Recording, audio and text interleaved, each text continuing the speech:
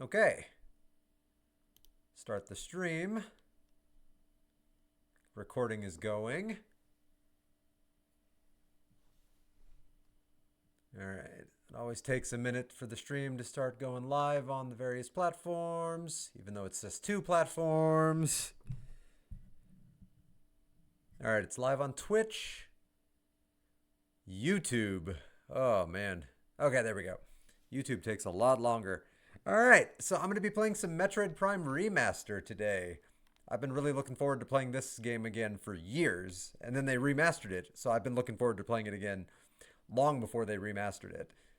And I just never got around to it. I even bought it day one, planning on playing the ever-loving hell out of it, and I didn't. So, yeah, here we go.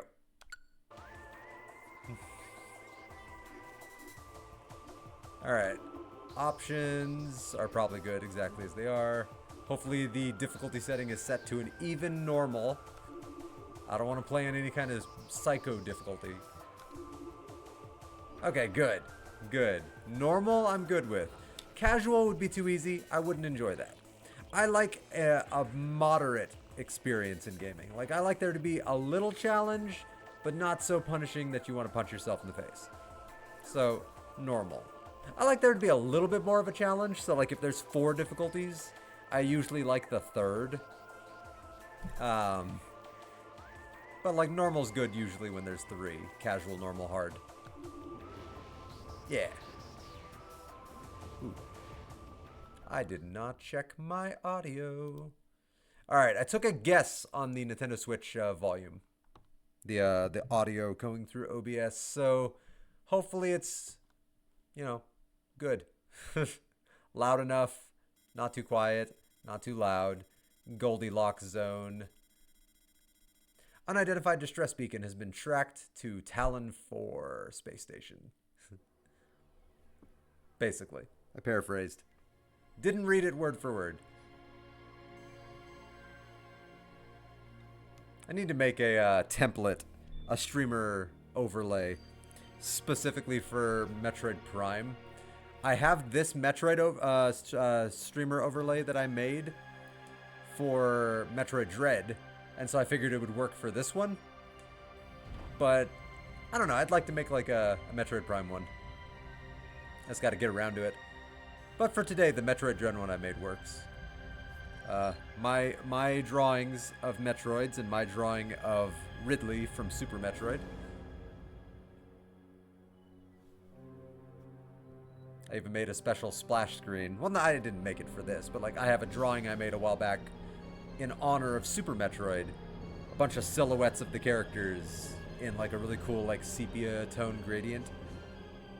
And I decided to use it as my splash screen for like, you know, be right back or stream starting soon. I think it's my thumbnail for the YouTube stream, actually.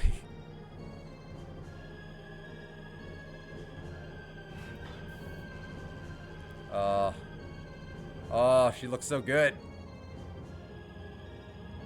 Metroid Prime Remaster. Oh, God. That would crack my knees. No, thank you. And also, she has very sharp knees. She needs to be really careful. Because what if her, like, arm had gone through her knee? She would decompress and just die. Just saying. Alright, alright. So far it feels good. Ooh. I don't know how I feel about the ship design in Metroid Prime. Like, it's... I don't know, they almost made it, like, too round. Not as wide as I think it should be. Like, I like the visual look of it best, I think, in Super Metroid. But, like, I don't know, they could have made it wider. Alright, lock-on looks like it,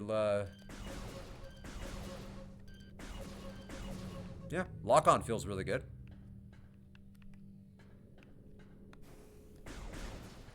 Oh, the ability to, like, properly shoot and strafe and aim without having to stop or anything. Though I don't remember if Metroid Prime did that. I might be mixing it up with, like, other Nintendo games of the era. Alright, what button do I hit to scan? Alright, right D-pad. And then Left trigger. You would think right trigger. Alright, so right D-pad, so let's go scan my ship. Alright, hang on. I'm sure that's a... Left trigger scans. There we go. Oh, just scan the energy field. You cannot reach your gunship. I mean, okay, but it took a nice little hologram of the ship. Like, I don't know, it's a little too buggy, this version. Like, they made it longer as opposed to wider. And I think this ship is better served wider. I don't know. In other games, they went for the wider approach, and I think it looks really good. I'm all about it. Alright, scan complete. Scan everything, whether you need to scan it or not.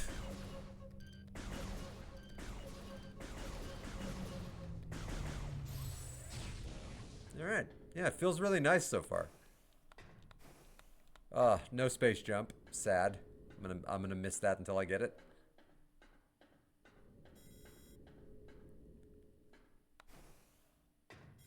Use A to open doors? Oh, A also shoots. That's weird. Alright.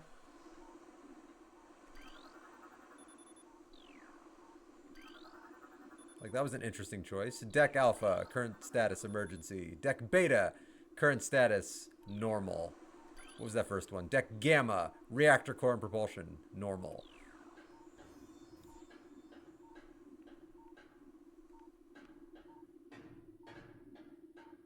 Yeah, in this game, it's always best to just walk around with your scanner up until you don't need to. Because you don't want to miss any of the scans, from what I remember. Ooh, that's going to be a tough one for me. It feels like right trigger should be what you hit to scan, but it's left trigger. And so I'm going to be doing this all the time as opposed to scan. I already feel it. It's going to take me a while to get used to it.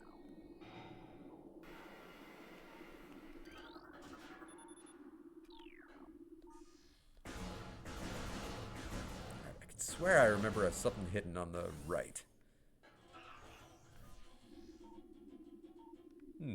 Hello. Hello, my friend. Hello. It's good for you not to kill me. Ooh, big old bug. Morphology, unknown. Info, high levels of radiation detected. Alright, so we're in the Godzilla universe. It's confirmed. You know, radiation created giant monsters. It's pretty common. It's actually, it happens across the cosmos again and again and again.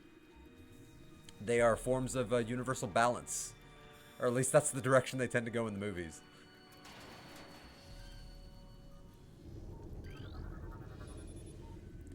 Biohazardous materials. Phazon batch. Oh, man. I got a lot of memories of Phazon. Phazon was like a super mutagen, basically. Like, if you had thrown Phazon on the turtles, you would not have gotten cool, like, pizza-loving turtles. You would have gotten giant abomination monsters that would have murdered everybody, and they would have had spikes for arms, and, like, it wouldn't have gone the way that Splinter would have wanted. Space pirate status. Morphology. Space pirate status. Death caused by severe flame damage to exoskeleton. Sucks to be you. Okay. Space pirate. Death caused by a severing of the spinal cord. That'd do it.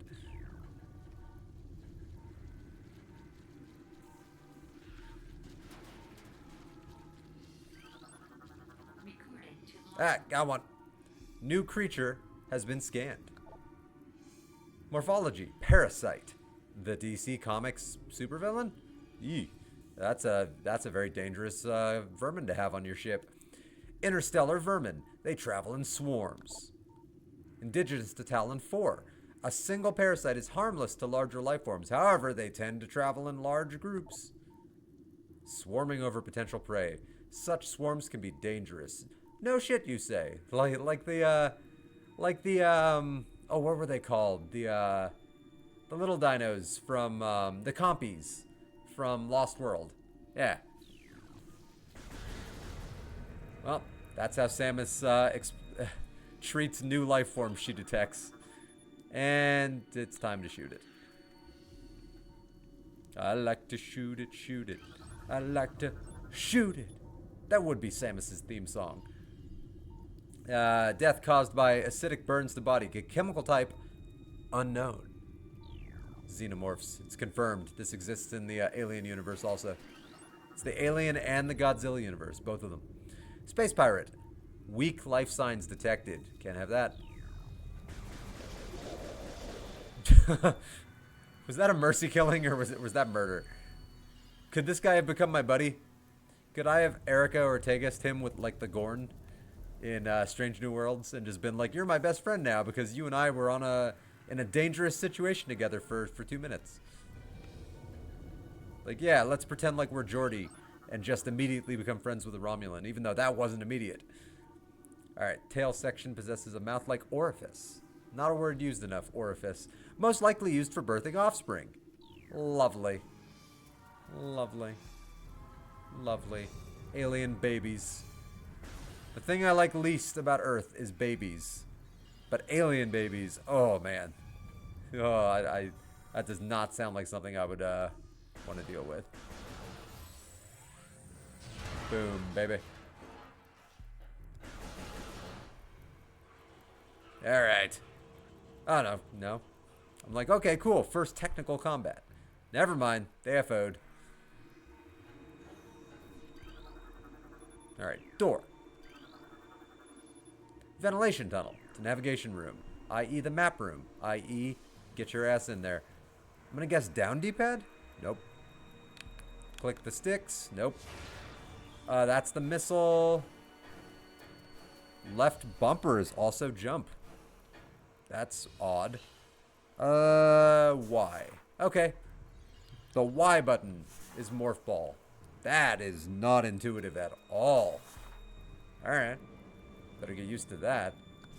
Then A should be power bombs? Yes. Wow, the Y button. Why? Odd. Not bad, just odd. Parasitic infestation has been detected in the ventilation systems of decks Gamma and Beta. 2 parasite queen specimens have become volatile on deck Beta. Lovely. Aw, 2 queens. That usually doesn't go well because the queens usually fight for dominance. So like you want 1 queen, you don't want 2. Generally. Tallon IV ground 0 area secure. Crater radiation readings normal.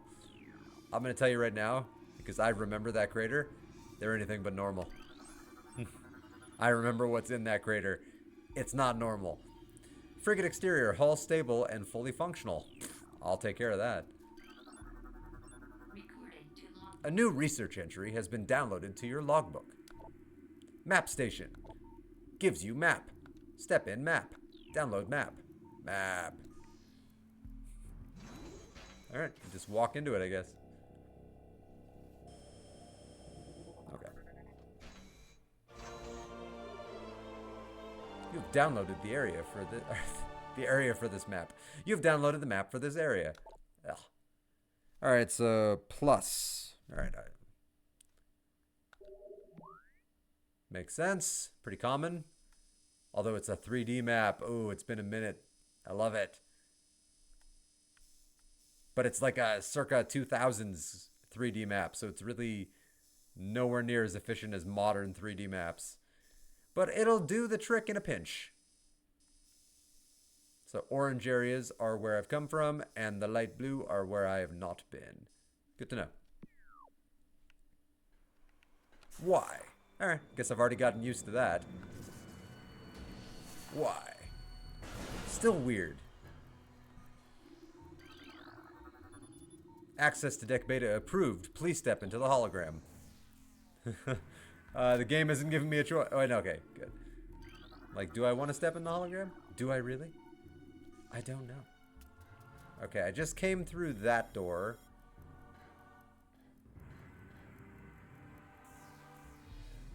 Or did I? No, never mind. The game forced me across the room. Alright.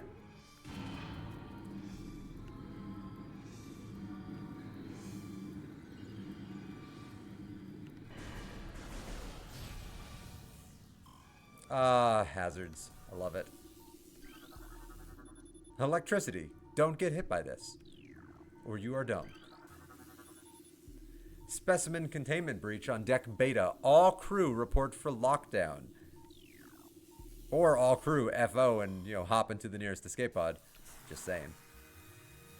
Just saying.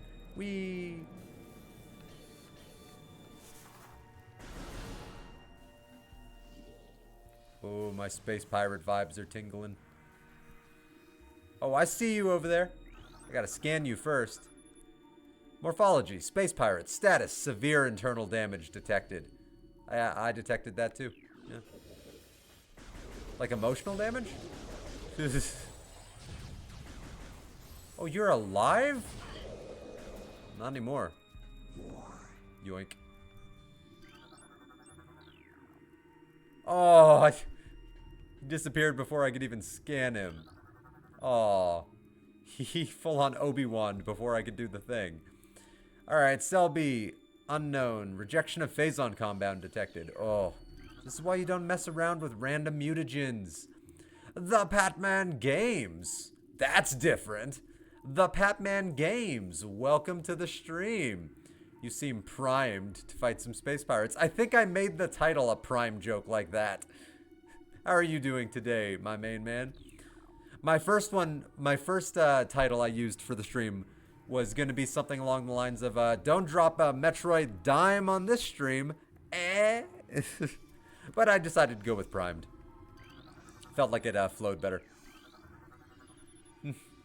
How are you doing this fine, whatever the hell today is? Thursday. How are you doing this fine Thursday, the Patman Games? Oh, gotta scan everything. Gotta scan them all. Gotta scan them all. Gotta scan them all, Metroidmon. Alright, morphology, unknown. Low life signs detected. I think I scanned myself, because low life signs have been detected. Self-deprecating humor. Parasite egg in pupa stage. I know that's pupa, but I like saying pupa. It sounds funnier to say pupa than pupa. And I watch a lot of Solar Opposites, and I think they say pupa a lot. Even though it's the pupa. The fluid sacs in the mouth enlarge after mutation. So it gets chipmunk cheeks. Good to know. It changed my name. Weird. That's my @name, not my channel name. Really? Well, yeah, now it's showing up at the Patman Games. Yeah, I even see the @ now. I wonder if that's Huh. I wonder if that must be on Restream's side. I bet that's not on YouTube's side. I bet Restream must have just changed their, like, the way their chat boxes work. That has to be, because that doesn't feel like that would just be exclusively a YouTube thing. I'm good. T-minus 8 minutes till freedom. Dude, I'm so happy for you. Like, believe me, I'm so fucking happy for you. I hope the rest of your day is real good. You got any plans for the rest of your day? After mutation, the carapace of the larva becomes rigid. Like my dick. The carapace is quite resilient. Not like my dick. Able to resist the attacks of many predators.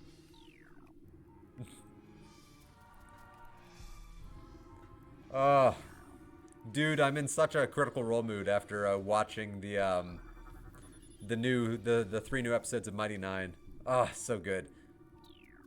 The coils look unstable. Does that mean I can shoot them? Lame. No, looks that way on my side too. Okay, interesting. So so YouTube did a thing. All right, way to go, YouTube. Updating things without any warning or choice. Interesting.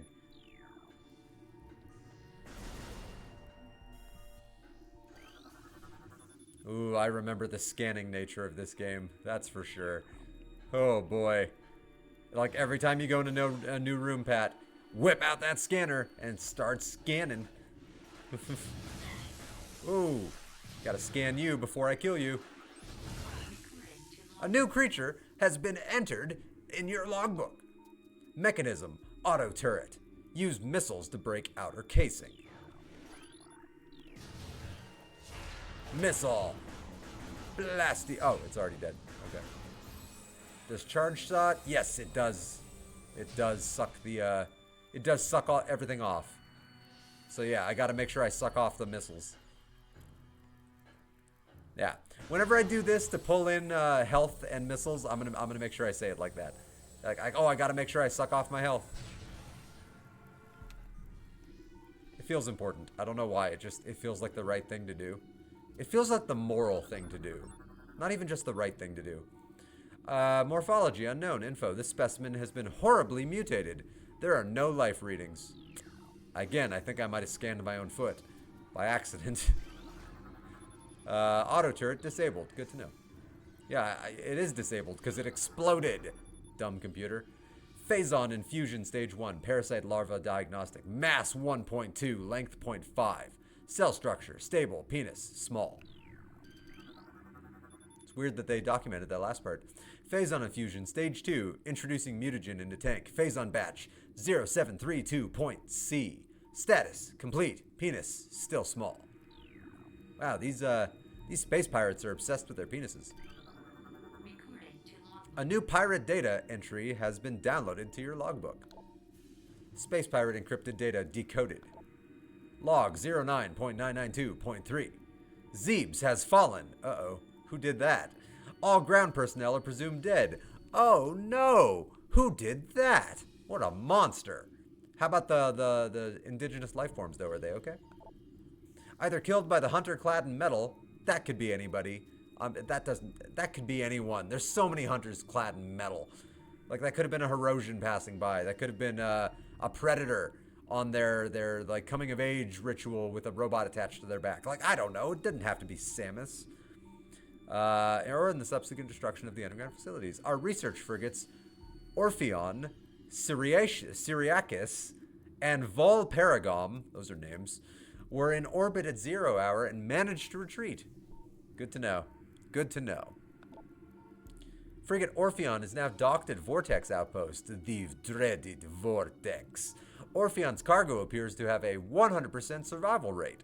Metroids are healthy but on restricted feeding schedules. Ooh boy. Due to uncertain supply status, we are ready to begin research on the Metroids and other promising life forms. Security status remains at code blue. No signs of pursuit from the hunter. Again, the hunter could be anybody. You like the thumbnail? Yeah, that was that Super Metroid drawing I did a while back, Pat. Probably like a year and a half ago. And I was really happy with how it turned out, and I decided it would make a good splash page. So I used it for the stream thumbnail because I didn't have a specific thumbnail made. And I'm using it for the Be Right Back page that I just brought up. So yeah, nice little Be Right Back in my own custom Metroid art. I was very proud of how that turned out too. So thank you very much for liking it. Yeah, I put a lot of work onto that one. Like, it's funny if you look at it closely. It looks like it should be simple because it's just like blacked out silhouettes. There actually was a lot more detail before I even decided the silhouettes looked better. And then I basically blocked out all the detail and specifically painted around areas that I wanted to keep like hollow for the sake of the silhouettes. But like, there was actually a lot more detail done to all of those drawings. A lot more detail. I don't think I posted the original drawings of each of those individual bosses, but like, yeah, they were crazy more detailed.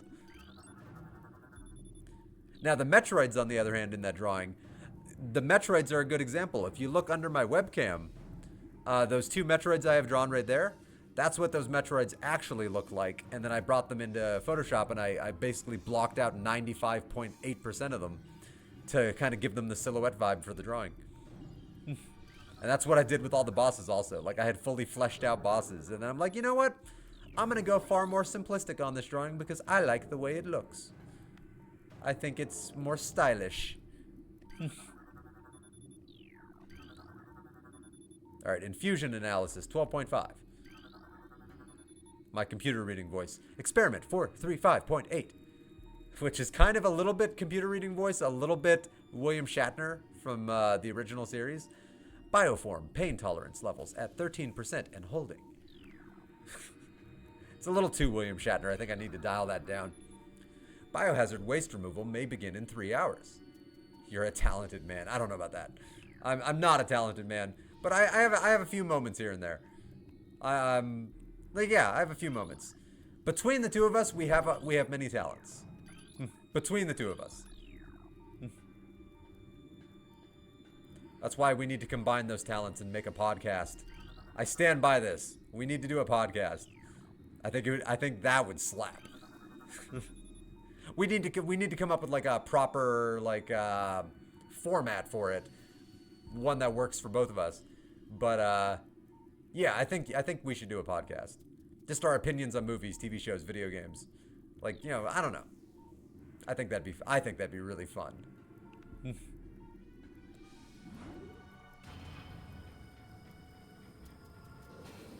We can even have guests on and do like interviews and have witty back and forth. Oh, he's Hoyt. Hang on. I'll unhurt you. Unaliving you makes you feel better, right? Alright, I wasn't going to use the lock-on, but I guess I'm going to use the lock-on because it's way easier.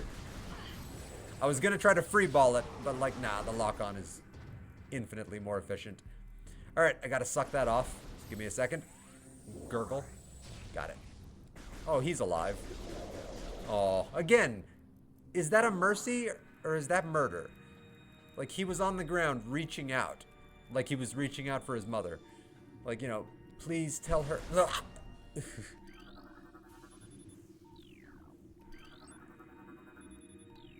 Ice shriekbat. Parasite larva. Harmless unless encountered in large numbers. Yeah, I highly doubt that anything I'm going to run into in this game is harmless. Morphology. Shriekbat. Native of Tallon IV. Morphology, plated parasite larva. Info, native of Tallon IV. Alright, Plasmite. Which, I don't know, that just sounds like a weird Batman villain. You know, you got Batmite, why not Plasmite? Native of Tallon IV. Solitary 4.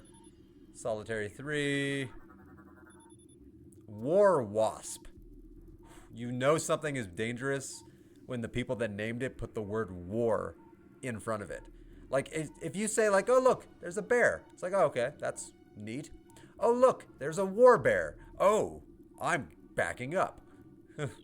Oh, look, a war cat. Huh. A war dog. Like, everything sounds way more intimidating when you put war in front of it. Though, you know, I do have to say war, you know, what is it good for?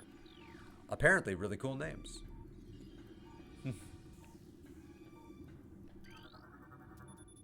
Alright, Mutagen Tank 3. So, what Samus needs to do is to start guzzling that Phazon, right? And then she'll go like full Super Shredder and just rip everything in half with her mighty fists. Like, nothing in this game will ever threaten her ever again if she just rips it all in half. Alright, security codes and auto turrets are changed every other lunar cycle. Good to know. So I should have time. Ventilation covers may become superheated if airflow is restricted. That does make sense. That's how they got the Death Star.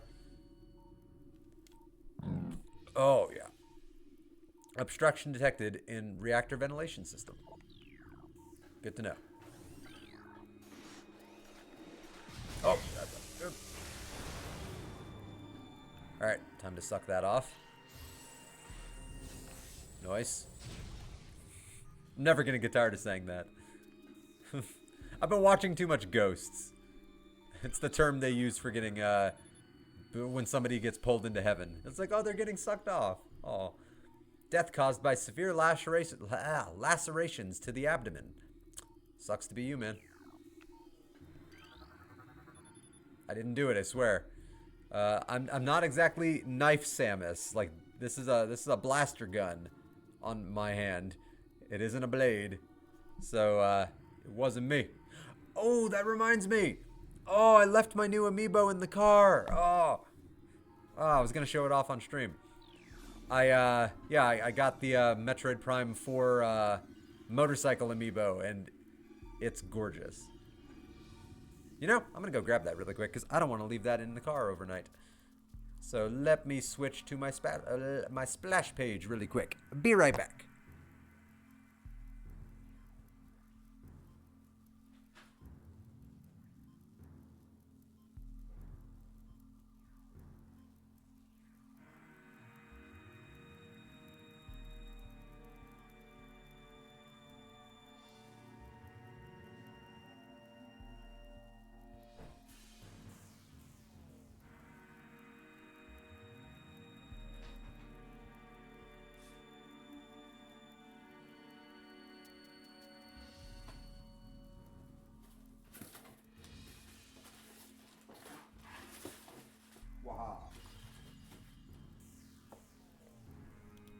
Let's go.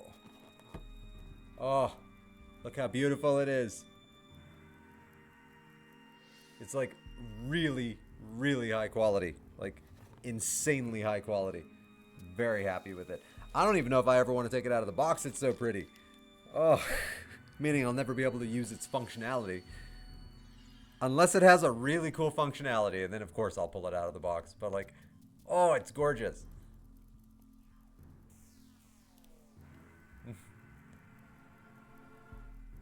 Yeah, I know. Like, I was super jealous that you got the amiibo right away, but like I ended up getting mine eventually before it suddenly ends up on eBay for 20 times the price because people are assholes. But like, oh, it's so beautiful. Of the 3 amiibo that they have for the game, this is the one that I think is by far the best. By far. I don't even think it's a close call. All right. I think about the podcast thing, it would be doable and fun, but coming up with formatting would be tricky. Yeah, but that would also be fun, coming up with the formatting. Like, I don't know, figuring out all of the, like, troubleshooting. Like, even coming up with the formatting is a form of troubleshooting, and I think troubleshooting would be part of the fun of making it. Like, figuring out a format that would work for both of us. Now, obviously, it would take time, so, like, it's not like we would have a podcast up and running anytime soon, but like one day, I think that would be really cool. Ah, I'm scanning, you bastard. Morphology, space pirate, status, minimal injuries. All right, so what you're telling me is missile. Missile. Bitch. All right. What you're telling me is you aren't very hurt, and I should shoot you with an explosive to the face. That's what I took away from that scan. Morphology, space pirate. Status, death caused by removal of internal organs. Yow. Ooh, sorry, but that's rough, buddy. Oh. Oh. Lacerations to the abdomen. Device not functional, but it looks like it would fit a morph ball or a hologram. Door lock enabled. Please insert metallic sphere to open door. What an oddly designed security feature that is oddly specific to Samus.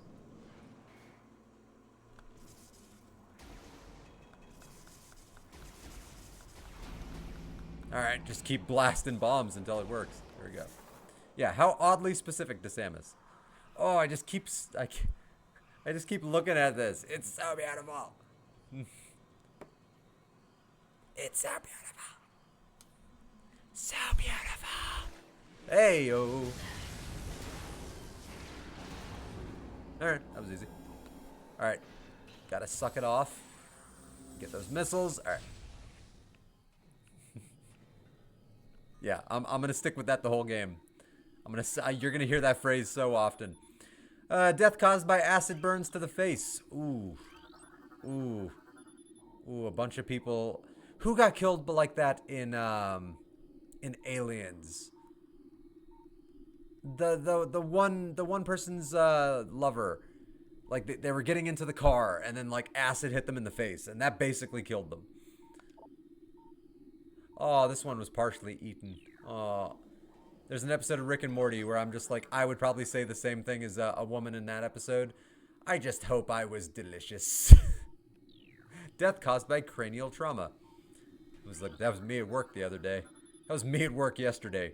Jesus, my brain died. Status, dead. This creature looked like it struggled to get through this door. I like how that one's a little less scientific. Status, dead. It's like, okay. Another metallic sphere lock. And then just the door. No reason to scan that. The map says that's a save room. So why not scan my first save room? A new research entry has been downloaded to your logbook. Save station. Used for saving. What a novel concept. Do I... damn it. Do I want to save? Yes. Game has been saved. Ooh. They made the saves more violent. Like in Dead Space. Ooh. It just like lasers the shit out of you. I love it. Oh, wrong button. Ooh, I wonder if I need to do a test once I get free. Okay.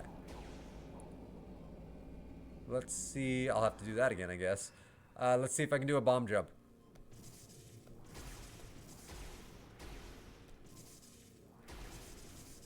Oh, was bomb jumping not a thing in Metroid Prime? I thought it was.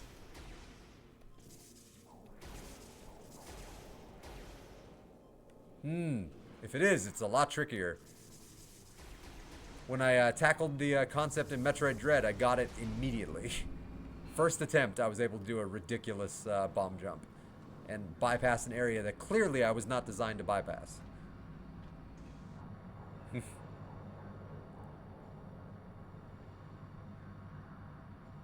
I'm getting a first boss fight vibe, mainly because I remember a boss fight. Dude, Google halitosis. I think you have it. Alright, Samus. Who's blasting the fucking techno?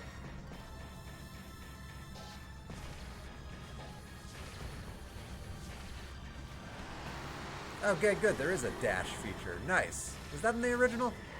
Might have been. Parasite Queen. Damn it. Oh, you missed me. Nerd.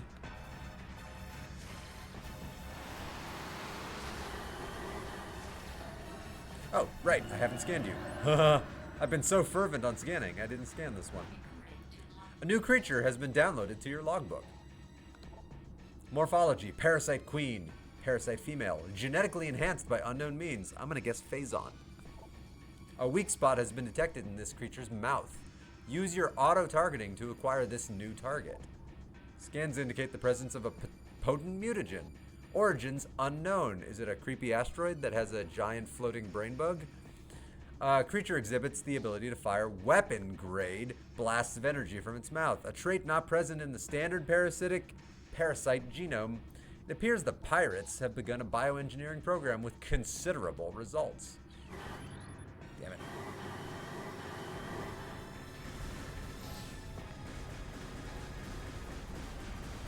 Yeah, that's right.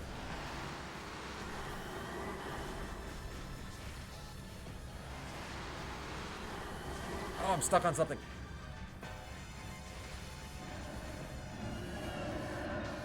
Oh, there goes all my missiles. Alright, I'll just blast it to pieces. You are not a difficult boss at all. Have you actually done any damage to me? You have not. Oh, I'm sorry, Parasite Queen. Oh. Oh, you're still alive. Do you want to be alive? I don't think she's alive anymore. Evacuate immediately. Wow, she was no threat at all. Evacuate immediately. Alright, before I evacuate immediately, is there anything cool to scan in here? Because anything I scan in here would be missable. Doesn't look like it. Alright, let's FO. Is there a run button? Don't think there is.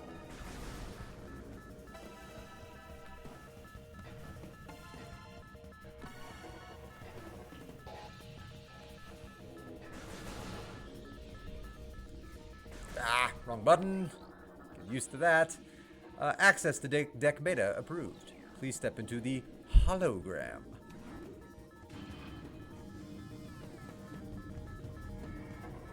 I do like that you can already kind of position yourself in the direction you need to go based on the 3D map, which at the time was a huge innovation. Auto turret disabled. You're goddamn right it is. Hello. Oh, okay. Are you okay, bud?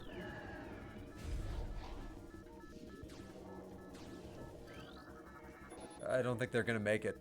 Containment seal breach, larva sign, vital signs, critical.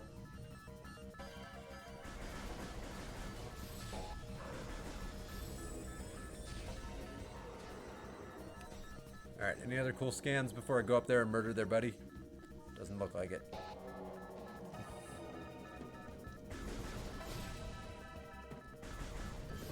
Hello. Oh, I gotta suck that off. Wait, no I don't. Never mind, my health is full. What was I thinking? Alright, looks like I scanned everything. Oh, convenient. That was for you, Pat. That was convenient. You gotta put an extra emphasis on various syllables. Syllables. Oh, I see you. I see you. You coming for me? Do it! Do it!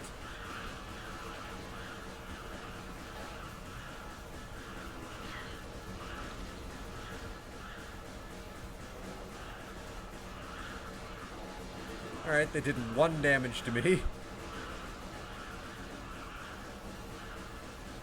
Literally, they did 1 damage to me. So, if 100 times, well, 99 times more of those bugs come after me, I might be in trouble.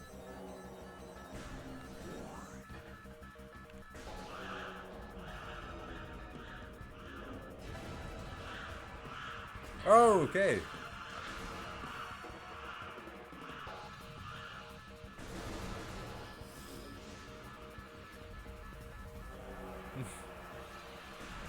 So 99 times as many came after me.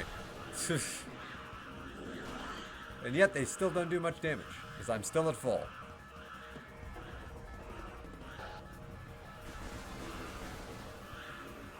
Whee! It's like running through Galactus's veins. It actually really is.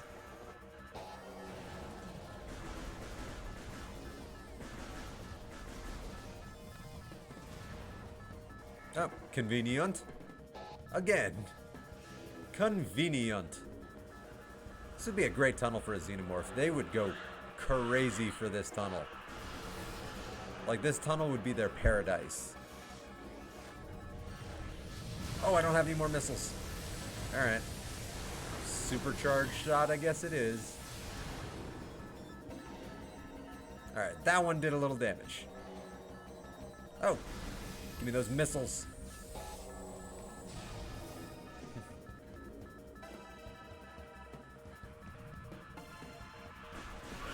Yeah, just run through them. They're so little of a threat, it doesn't even... Like, that, even running through them, I left that entire encounter with more health than I started. Because as you run through them, you're squashing them, and they have the chance to drop health. So, like, yeah. There's no point in wasting your time shooting those things. Ah! Oh, nope, not that way. Alright, wait for that to car ramrod again. Because I'm sure it's going to happen again.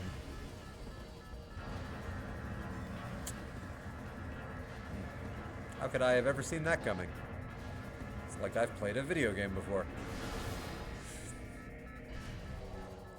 Oh, I'm sure at the time that probably, like, shocked the hell out of me. Like, oh my god, Nintendo, they're so innovative. And now I'm just like, wow, predictable.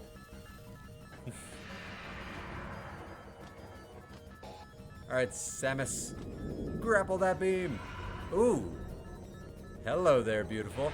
I have a drawing of you on my stream right now.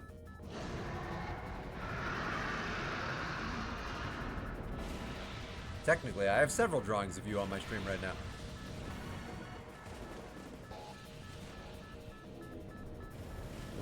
Grapple beam. All right, ZL.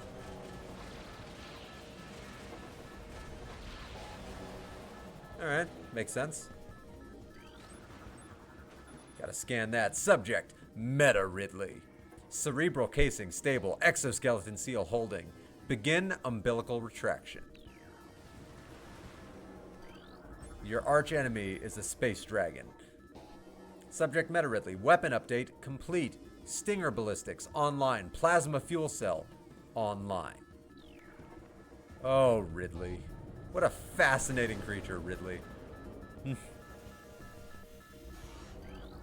Like, just, how do we get a dragon in a sci-fi game? You know what? We're just gonna do it. We're just gonna do it, but somehow it's also sentient. And it's also the primary weapon of your main antagonists. Wait, how does that make sense? Because shut up, that's why. We're doing it. I imagine that was the conversation at Nintendo. Wait, why does that make sense? Shut up, that's why.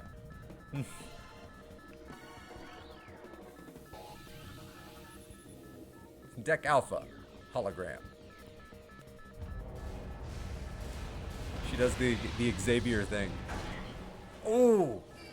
Oh, I feel like that weakened me so much. Oh, my beautiful armor. No. I had to make my Xavier comment, and now I've lost my Varia suit.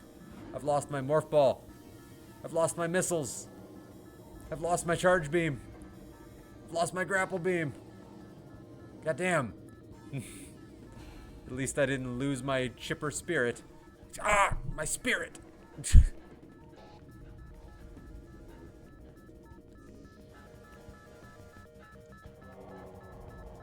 Okay, good.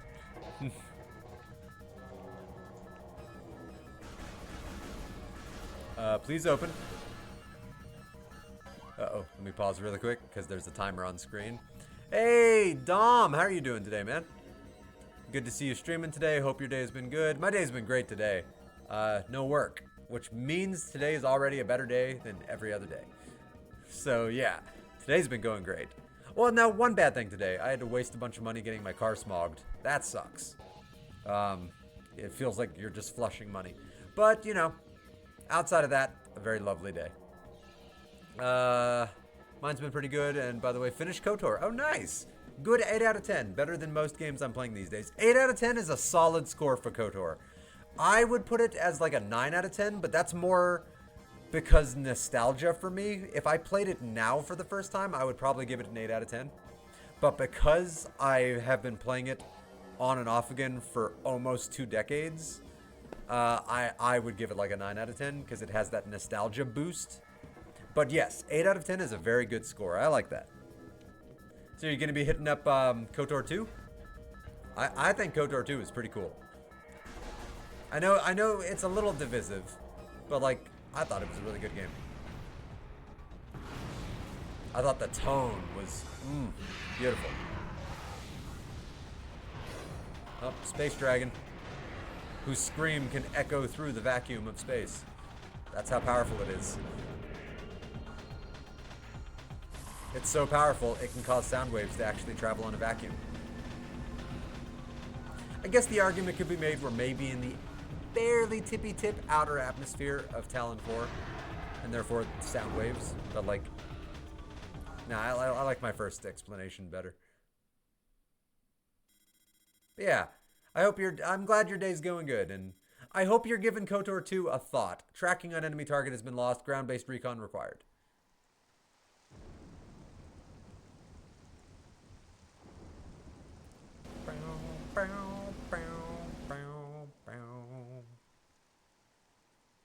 Now it looks like I'm on Dinosaur Planet from the massively underrated GameCube game Star Fox Adventures.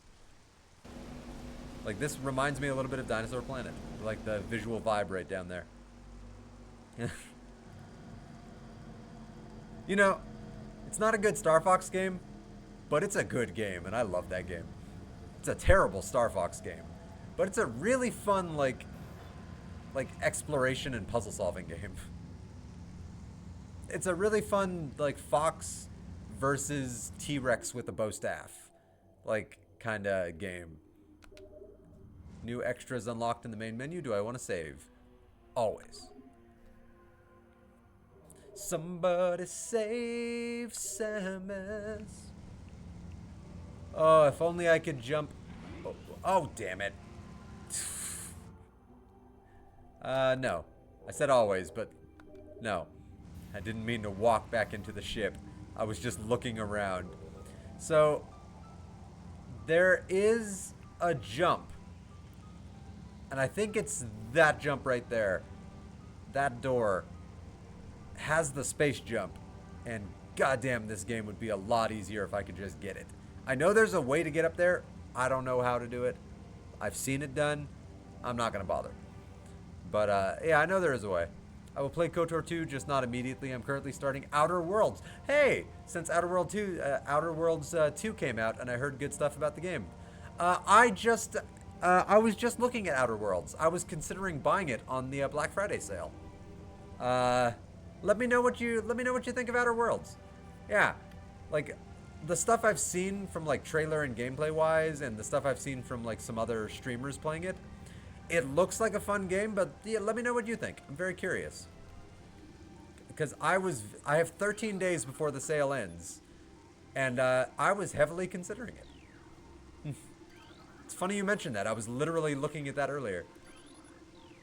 Alright, Tallon IV. Oh, now I can properly scan my gunship. A new research entry. Hunter class gunship registered to Samus Aran. Or Aaron. I don't know. There's a lot of different pronunciations. I think Aron sounds better, because it makes me think of a cool Pokemon. You can return to your ship to recharge energy, reload weapons, and save progress in the game. It's a weird journal entry. Why would she write that? That doesn't make any sense. What? She knows she's in a game? Alright, Deadpool. Calm down. She knows she's a fictitious character in the game, because she wrote down her own log entry as make sure you save your progress in this game. Tangleweed, plant life with basic sentience. Alright.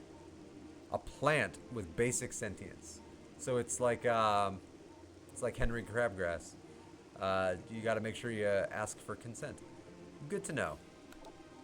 Tangleweeds are only dangerous to small organisms or people who turn into tiny balls. But fortunately for you, you lost the ability to turn into a tiny ball. Because you hit a wall really, really, really hard. Been on a grind of single-player games, and I'm making it my mission to play mini-games. I have not, just because I allowed my young mind to be plagued by the multiplayer games growing up. I am a bigger fan of single-player games than I have ever been of multiplayer games, and I approve of that goal. I think that is a really good goal. I have been on a very big single-player kick for a few years now. And pretty much ever since I started streaming back in 2018, 2019, I kind of made it my mission to really hit single-player games a lot harder. With only an occasional multiplayer game here and there. Not too much. Oh, hello. A new creature has been scanned. Beetle! Burrowing insect with a resilient carapace. Extremely aggressive. The insect's massive mouth enables it to tunnel through solid rock at high speeds. Above ground, beetles can cover short distances rapidly. They attack anything that moves near their lair. So they're basically graboids from Tremors 2. The ones that could walk around. Yeah, they're basically graboids. But like the evolved graboids. Oh. I love the first two Tremors. I cannot say the same thing about the later ones, but like I love the first two. They're fun. A new creature has been detected. Blast cap. Alright. I wonder if they explode. Oh look, they explode.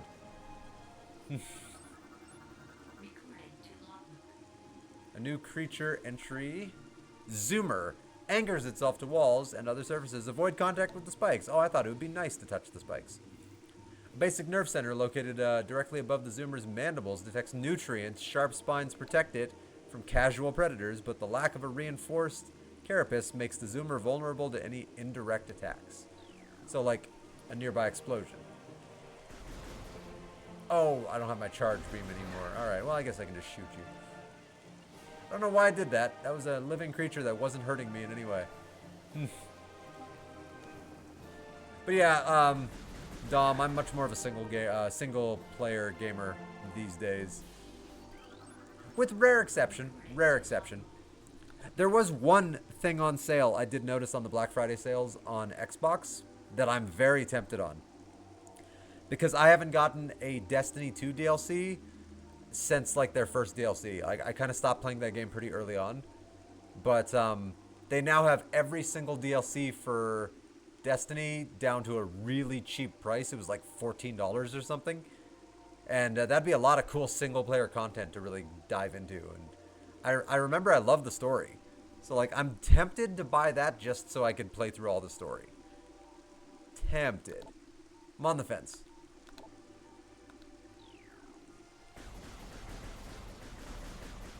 I guess I should have read that log. Wall crawling mollusk with retractable spikes. Evolutionary offshoot of the zoomer. When threatened, it extends spikes. So you basically have to kill it without being seen. Maybe I need the charge shot or missiles to kill it. Alright, whatever. Wait for it to walk by and then jump past it. But I can kill you because you didn't evolve a defense mechanism. You sad sack of Outer Worlds has definitely interested me so far. Oh, there's living stuff in here. Oh, come on. I wasn't scanning that. I was scanning you. There we go. And has a mysterious air to it, and as well, it has some unanswered questions starting out that makes you want to dive in for sure. Very excited to see. All I know is the visual style and the kind of old school like 50s animation tone of the whole thing made me very intrigued to want to try it out. It looked like it'd be a very fun, zany sci-fi experience. All right, 3 mouth nodules protrude. Spews toxic fumes, but only within a certain radius. Shoot it.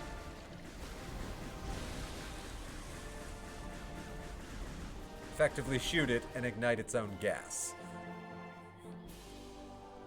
A lot of people can be killed that way, but that flower can also be killed that way. Ah. Alright. Alright, I see how it is, door. Freaking door.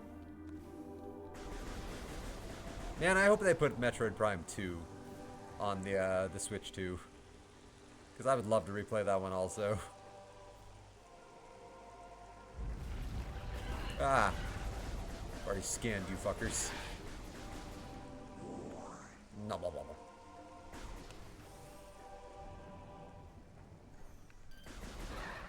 That's right. Do I have to kill you? No, but you know what? This is a dog-eat-dog universe. I'm not in a friendly universe. Sapsack. Hey, that's from Subnautica, right? A chemical reaction within sac produces violent explosion. Interesting. It was almost eaten out of existence because of its desirable smell. Interesting, but it'll kill you. Good to know. Chozo Ruins. Some people say Kozo. I like to say Chozo because CH. But the Chozo Ruins west. Ah, the Chozo. Samus has such an interesting origin story. She's an orphan, but she was also secretly created by and raised by bird aliens, but she also is a unique genetic experiment. Like she has the craziest backstory. If you really dive into all of the lore surrounding Samus, she has a psychotic backstory. Like it's one of those like super anime backstories where it's like 20 things happened to her when she was young. Abnormal seismic activity detected. Seismic disturbance at ruins site. Alright, show me on my map, baby. Let's go there and kill the thing causing the seismic disturbance and then get a thing. I assume.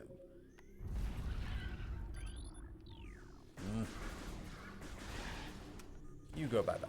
Deuce! I want to scan. I don't want to shoot. I'm a scientist. I like scanning. These pillars have collapsed from erosion. Carbon dating cannot determine the age of the structures. That is crazy. I'm a scanner that likes to scan. Also, I just noticed I could have scanned that energy. No, if I were in Star Trek, I would always have my tricorder out. Like, I'm a scanner at heart. I'm a scientist at heart. I like to know how things work. Chozo Ruins. Oh. Just like so many other games, I'll always remember the first time I ever got here and the first time I was ever experiencing this game. It had such a cool, like, it felt just so larger than life. Like, it was easily the largest Metroid game of its time. And not just by a little bit, by a large margin. Like, this game feels huge compared to all the 2D's Metroids. I almost said Zelda. Oh, scan you because I've never done it. New research entry, small energy. Boom.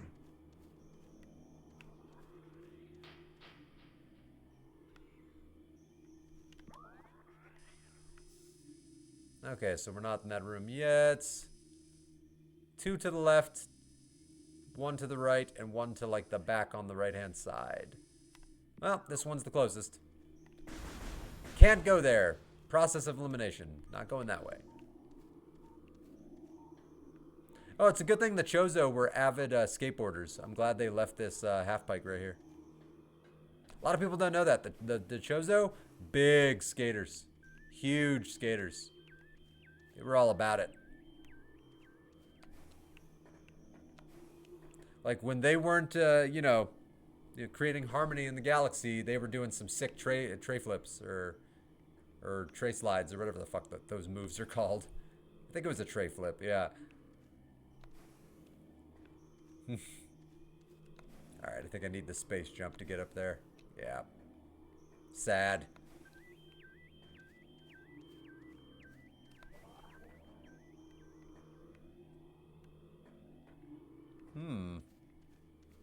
Oh. Got it.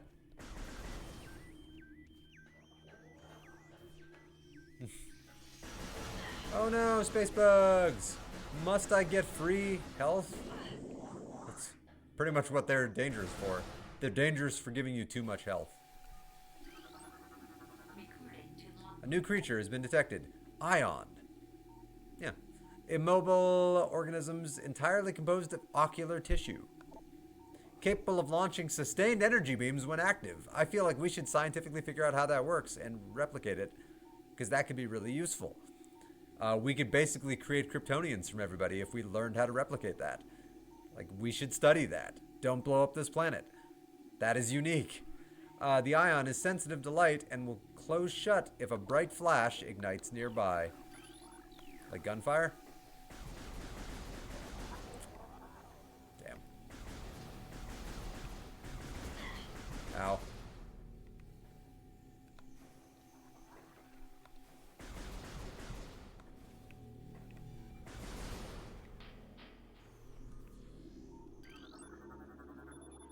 Unusually high concentrations of poison identified in tree leaves. A new Chozo lore entry has been downloaded to your book. Now this is what I live for in video games, the lore. Chozo script translated. Many long years have passed since we Chozo first took root in this land. The passage of time has always been a source of fascination to us. It is the belief of many Chozo sages that the truths of the universe hide within the tumbling currents of time's flow. Is he talking about like the Akashic record? Like the whole theory that all the knowledge and information in the universe is actually contained within an energy field beneath all of us, and we just can't access it? That sounds like the Akashic record.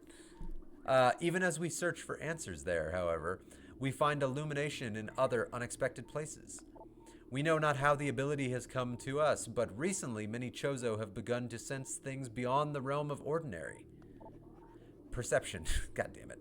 Strange sights and inexplicable sensations flood our minds, filling us with visions We take this growing ability to be a sign of our burgeoning, that's a good word, harmonization with the infinite. Perhaps, finally, the universe's secrets are becoming known to us. Again, the Akashic Record. They're meditating so hard, they're bonding with the Akashic Record and gaining, like, fifth dimensional cosmic knowledge. Pretty common. Ah, home. Hey, the Patman Games has made it home. Everybody give a shout out to the Patman. He's home from work. We should all be so lucky to not be at work anymore. I have been very lucky. Today was my day off of work this week, and I am cherishing and embracing it with all my heart. Already scanned that. An ornate wall hanging with a highly reflective surface. It doesn't appear important. I like when the game is like, yeah, you don't need to scan this. This isn't important. You're scanning everything, player. Stop that. This doesn't matter.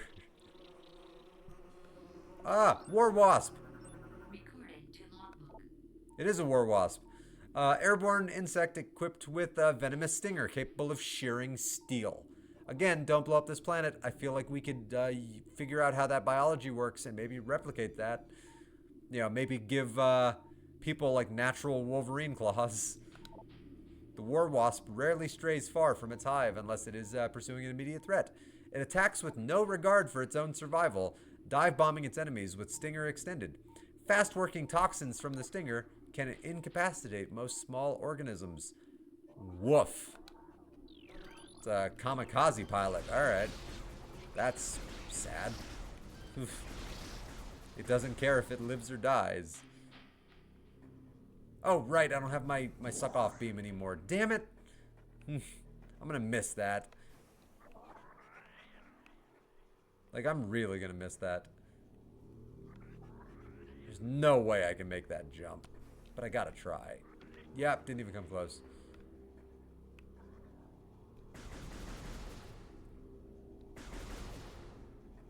I feel like I need a missile to shoot this. Because that looks like it's explodable. Maybe explodable and then would create a grapple point or something. Or maybe I just need the space jump.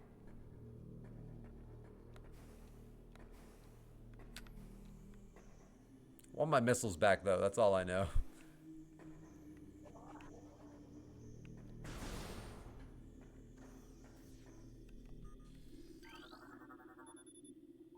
Chozo sculpture crafted in honor of Tallon's star. Oh, wish this game had a photo mode. Does it have a photo mode? I'm not seeing one. I don't think it has a photo mode. I'd be astonished if this game had a photo mode, but it would deserve a photo mode.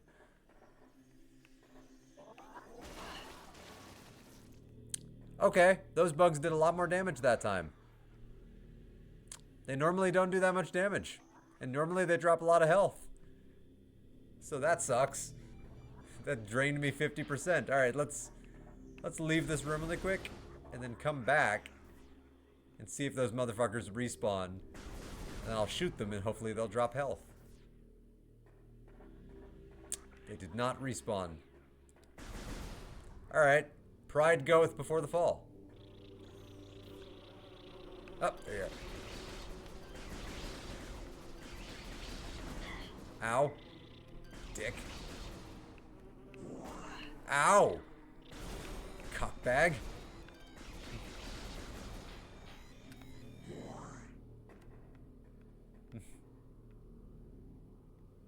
You should be getting an email from Microsoft on my behalf here soon. Please do check it. Uh-oh. Uh-oh. Uh-oh. Uh-oh. What the hell did you get me? I was looking at the games, trying to figure out what games you would want. And I don't even know what games you would want of the list of games that are on sale that you don't already have. Oh, I was really struggling with this when I was looking at it earlier. I'm like, what game should I get for Pat this year? Alright, don't step in the acid. That's a morph ball thing, and I don't have a morph ball, so can't go that way.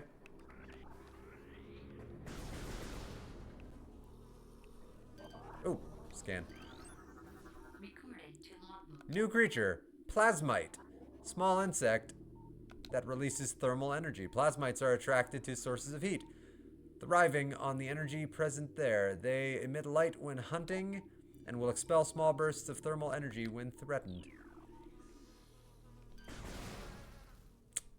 But they didn't drop any health. Sons of bitches. Well, the Patman games, whatever it is, thank you very much, and I'm very excited to see. Oh, I should have scanned that.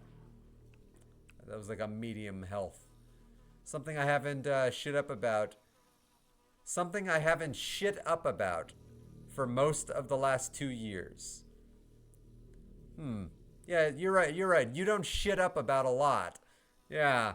So it's hard to narrow down what you haven't shit up about. He must be doing text to speak, text to voice again or something. Or voice to text.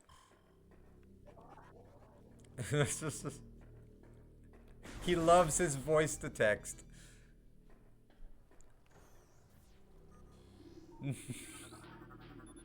Oh, hang on. I left the door open. I gotta go shit this door. I'll be right back. Yeah, no shut it was supposed to be. Pat. No freaking shut. I love you, bud.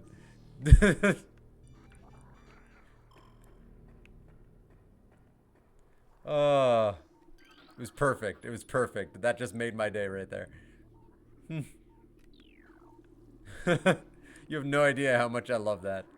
Because I know it drives you crazy. Because I know it drives me crazy whenever autocomplete changes the spelling of a word to a different word. And I lose my mind. I get so angry.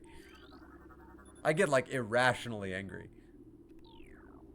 That's a missile. I want my missile back. No, I'm typing weirdly. The screen on my new phone is slightly different size than my last one, and my typing has been impacted. That actually makes sense. Because our muscle memory, whether we realize it or not, memorizes even micro movements. So that actually makes sense that the tiniest little change in size would actually impact your natural subconscious muscle memory. Hive Mecha. Security unit programmed to work with predatory hive dwellers. A design flaw makes the shielding on Hive Mecha weak around their access ports. Aren't we all weak around our access ports? Oh! These units are second-generation combat drones, able to interface with organic units at a higher level. They train, shelter, and work with hive-dwelling predators.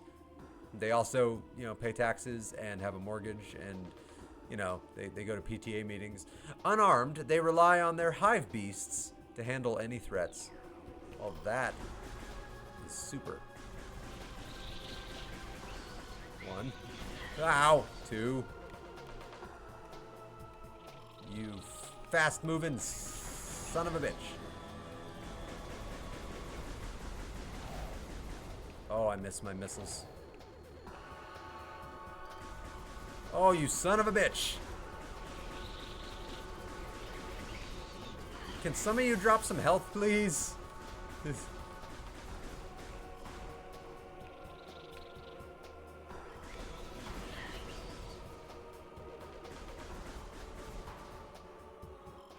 Oh, I'm getting dizzy.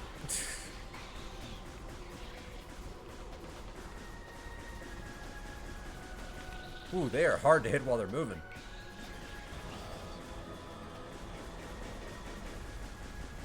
Like, they are really hard to hit while they're moving. I don't think I've successfully hit any while they are actually on the move.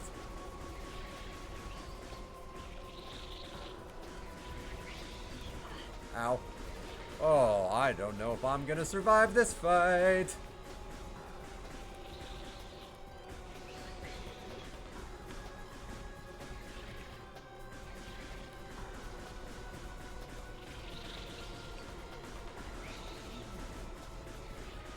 Oh, I'm trying to strafe like a mofo.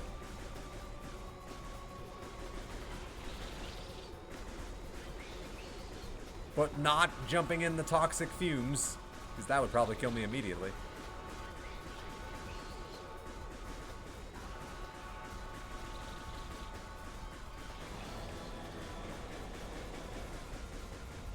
Yes. Alright.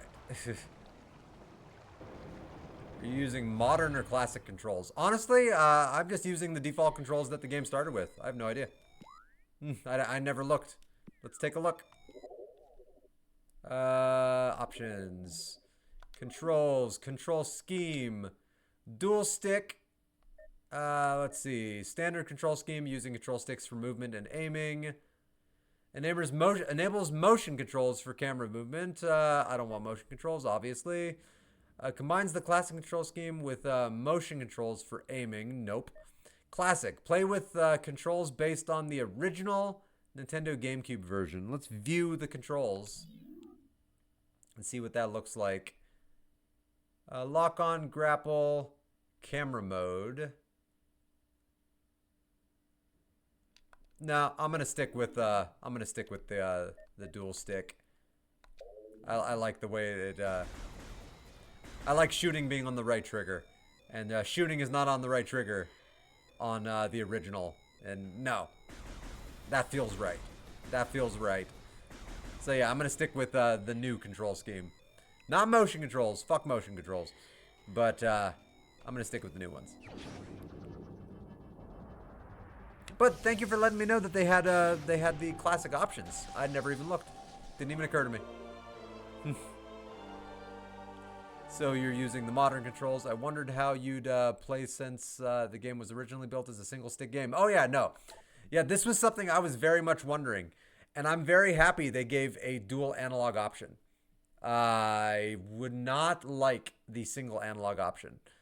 Like, no offense to the good old classic days, but like, dual analog is the only way to play a 3D game. Like, it really is. And I'm happy that they did that. Oh, it feels so good to have my missiles back. Oh, I fell into the bulkhead so hard I lost all my stuff. Oop. Yes, please. E-tank, baby. Yes, please. It's easy to forget how early this game came out in the life cycle of a console FPS. You remember those early... Oh, yeah. Oh, yeah, I do. Oh, those early days were rough. Though it wasn't the early days of the N64 rough, like GoldenEye. Have you tried replaying GoldenEye after decades of playing proper, like, dual analog, like, FPSs? Oh, boy. Like, it's still a wonderful game, and I love it, but it has not aged well, like, in a lot of very fundamental ways. But, yeah, no, dual analog makes this game feel real nice. Like, I am absolutely a fan. It feels very smooth. It feels buttery smooth, actually. Scan those. A new research entry. Missile ammunition. Give me those missiles. I can't suck them off anymore, but I can still gobble them up. Oh, I can't wait to gain the ability to suck things off again. Yeah, that's right. I said it.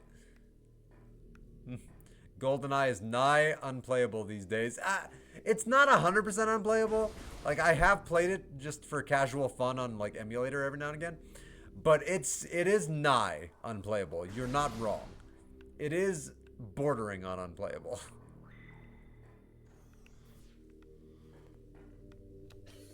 Let's look at the map. Okay. So it looks like I can't progress through there until I get the morph ball. Good to know. This game is still beautiful, and the soundtrack and atmosphere are top tier. Oh, no, dude. I've been going apeshit for it. Like, from the moment I ran into the first boss and they started blasting space techno music, I was all about it. I'm like, yes. This is the experience I wanted. Like, this game defined, like, the entire GameCube for me almost. Like, this and Wind Waker, which I got them both at the same time. My mom was feeling very guilty because she had to move very, very far away for work and had to leave me alone with my stepdad, who was not a very nice person at the time. And she felt very guilty, so when I was visiting her one week, she surprised me with a GameCube, and there were 3 video games that came with that GameCube. 3 of which were very high on my list of GameCube games. 2 of them are on my top 3. 2 of them are on my top 2. Um, Wind Waker, which, you know, was a masterpiece and blew me away. Metroid Prime, which was a masterpiece and blew me away. And Simpsons Hit and Run, because she knew that I was a diehard Simpsons fan. And while that game is not on like my top list, I freaking love that game. I freaking love Simpsons Hit and Run for the GameCube. It was so much fun. And they got all the voice actors to reprise their roles, and like, I was all about it. So those three games that I got out of guilt from my mom defined a huge chunk of my childhood. Oh. Oh yeah, no, the shooting and the movement though feels very crisp, and I'm all about it. I was diving when you talked about Star Fox Adventures. There was a brief period of time when it was the best Zelda game on the Cube. Dude, Star Fox Adventures was actually a really good game. I do think it's a terrible Star Fox game, but I think it's a great freaking game. Like, yeah. Like, it's a fantastic game. It's just a just like Andromeda. It's a terrible Mass Effect game, but it's a great game. Like, yeah, same thing. Like Star Fox Adventures, I love that game. Like, I'll always love that game. Like, I played it not too long ago actually, and it's still fun as hell. It's GTA for The Simpsons.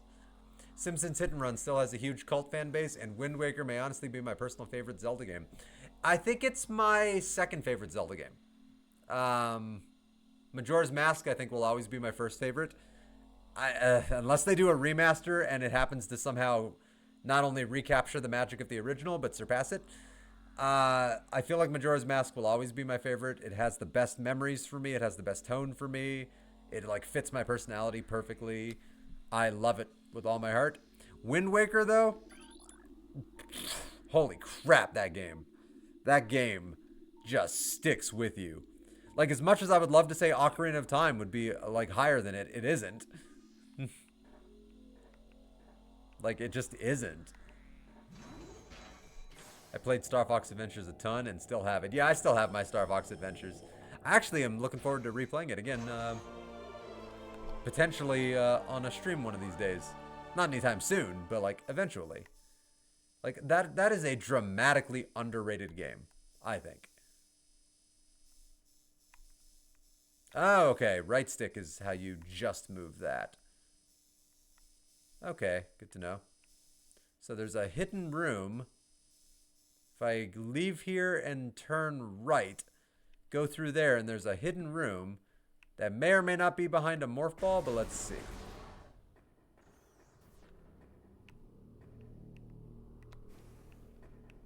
No, I was saying it earlier, yeah, and you heard it, obviously. I'll always remember the joy of taking a bow staff in as a space fighting fox and fighting a T-Rex. Like, that memory will always stick with me, because even as a kid, I was just like, this is weird, and I love it. Like, even as a kid, I was all about it.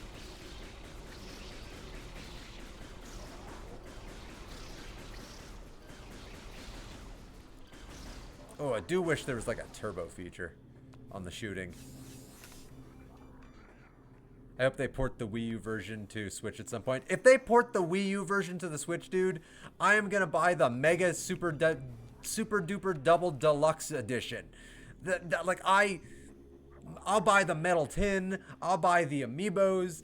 Like, Nintendo, if you're watching this, fucking do it.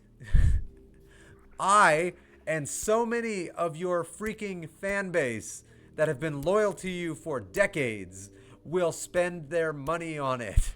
Fucking do it. Put out the Wii U version of Wind Waker onto the Switch, and we will all buy it.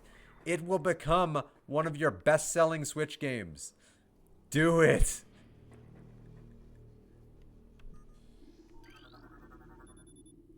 Kaylee would probably love Star Fox Adventures. I think she would love Star Fox Adventures. Like, I know I ate it up as a kid. I thought it was a joy. I was a little bit older than her. Well, let's see. When did that come out? 2002? So yeah, I was like double Kaylee's age. Yeah, like double plus Kaylee's age, and I freaking loved it. All right, can you blow this up with a missile? Hey, I was right. You can. Good to know. Yeah, I think Kaylee would find that delightfully fun. The HD versions of Twilight Princess and Wind Waker were almost enough to a reason to own a Wii U on their own. I want to agree with you. I really do. I just could never justify getting a Wii U. I could never justify it. It was so much money. There wasn't a lot of hardware out for it, frankly. And I don't think they had any Wii U exclusive games I cared about, with the exception of the HD versions of Twilight Princess and Wind Waker. And I couldn't justify at the time because I was a kid. Well, well, I was in college. But like I couldn't justify at the time a Wii U for just 2 games. And I had no desire to get any of the other Wii U games of its era. Like nothing else on the Wii U ever drew my attention. Not a single thing. Which makes me sad. I loved my Wii U. I think it got a bad rap it didn't deserve. That may be accurate. It maybe got a bad rap. I don't know. All I know is their marketing for it was terrible. Word of mouth was terrible. All the people I talked to at the time the Wii U was the console were not fans. Like they regretted their purchase, and it really pushed me to not getting a Wii U. I have plans for a video about that. I would love that. I did watch your Pokemon video, and I absolutely loved it. I still think you should give some of the core games more of a chance. But you had valid points.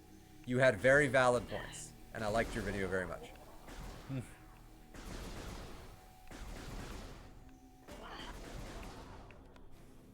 Oh, am I going the right way? Oh, no, yeah, I'm going the right way. Yeah, because that needs a morph ball. Yeah, I don't know. The Wii U just didn't do anything for me personally that made me really want to get it. Yes, I wanted to get Wind Waker HD, but I didn't want to get a whole console just for that.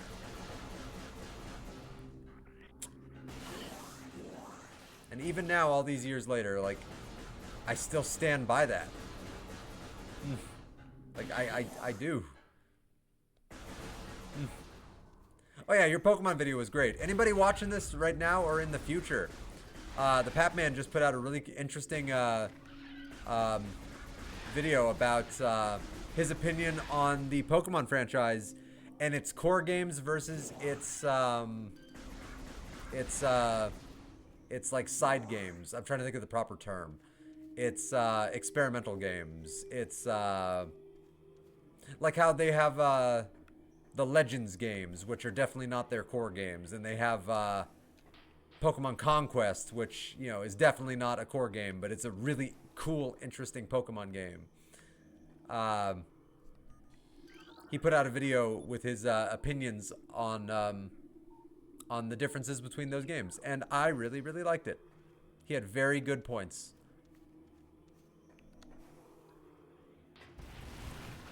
I plan to use my week off next week to finish the A Way Out video. I look forward to seeing what you come up with on that. I look forward to seeing the editing, because I had so many ideas for how I was going to edit my portion, and I'm curious if you'll come up with similar ideas, or if what you come up with would be 100% different from what I would have come up with. But I remember I was very excited at the idea of like, oh, I can't wait to do this, and then it's like, nah, I want to do the editing. It's like, okay, that's fair. It's your channel. I understand. I would feel the same way if it was a video on my channel. I'd want to do the editing. So like, I couldn't fight you. I'm like, yeah, I get it. I get it. Because I would 100% be the exact same. The spin-offs, I call them. Yeah, spin-offs, that works. There's like another term that's better than both of our terms. And besides just like core versus non-core. But like, yeah. Like, the spin-offs are the ones where they innovate, but then the core ones are the ones where they do make their bread and butter. Like, I do believe that. The offer to borrow my Wii U to play the HDs is still good. Nah, I'm good. I'm good. If they ever put the HDs out on the Switch, I'll happily buy them. But if I never play the HD versions, you know what? Whatever. I love the original versions. Like, so I'm completely good. Like, I replayed the Wind Waker version when I, like, what, 2021, 2022? Just a couple of years ago. Absolutely loved it. I had no issue with it. I don't care that the sailing is slow. I actually like that the sailing is slow. So I always found the sailing really peaceful. So, like, I'm not dying to play the HD versions. I just want to. But, yeah. Like, I don't even want to touch a Wii U. Like, it's the console that left such a bad taste in my mouth, I didn't get it. Like, it's the only Nintendo console I've never gotten. And that makes me very sad. Though I regret not mentioning Pocopia, because that game looks wild. That game does look wild. Would you mind taking some headshots for me for stickers? And hey, I told you you could edit your portion yourself. I had just planned to do it. No. I know you told me, but I also know it's your channel, and I know that you love video editing. So do I. But, like, I feel like it's something you would probably take more from. And, again, it's your channel. Like, I don't want to take that away from you. Like, I would kind of also feel the same way on my channel, where I would rather do the editing. So, like, yeah, that's why I understood. It's like, yeah, I get it. I'd be the same way. I was bummed, but, like, I let it go. But yeah, actually, that's on my list of things to do. I need to, I want to, one of these days, take, like, I want to basically do, like a demo reel folder, of PNGs, where I have a list of emotions, and I just have, like, headshots of me in that various emotion from different angles. And then I want to crop out the head and make PNGs for all those. So, like, happy, sad, scared. And I want to get at least 20 different ones. And you might be able to guess why, Pat. So when I'm making a thumbnail and then I have 20, I can roll this D20 to figure out what headshot I use for the thumbnail. Yeah. So, like, I could have 4 different happy ones, 4 different scared ones, 4 different shocked ones. Like, 4 different, like, just, like, absurd ones. Like, I don't know. 4 tongue-out ones. Just an idea I was floating around in my own head. But I've been meaning to do that anyway, so once I do that, I can send a bunch to you. Alright. I'm sure something's going to attack me right here. Yep. I think I remember what it is. It's like graboids? Yeah. But there's, like, a big graboid. Also, right? Like King Daddy Graboid?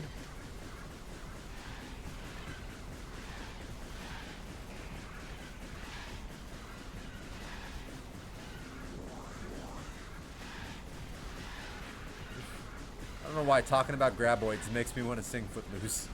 Everybody cut loose, footloose. Oh, I will read that message as soon as I'm not shooting for my life. Granted, they aren't particularly threatening. Ah, here's the big one. I recently replayed Wind Waker on my GameCube emulator on my phone. Game still rules. I could never do that, unfortunately. My phones are nowhere near powerful enough to do GameCube games on them. But when I played it on my GameCube emulator on my computer, it played like a dream. I don't think... Once I figured out the proper settings, it played like a dream. I never had a single problem. I just had to figure out the proper settings. But my phone would never be able to play a GameCube game. Not in a million years. My phone can't even really properly run TCG Pocket. Alright, I got to embrace the dashing. Everybody cut loose, a foot loose. Kick off your Sunday shoes. Charge me! Yeah, bitch. Aw. Charge me!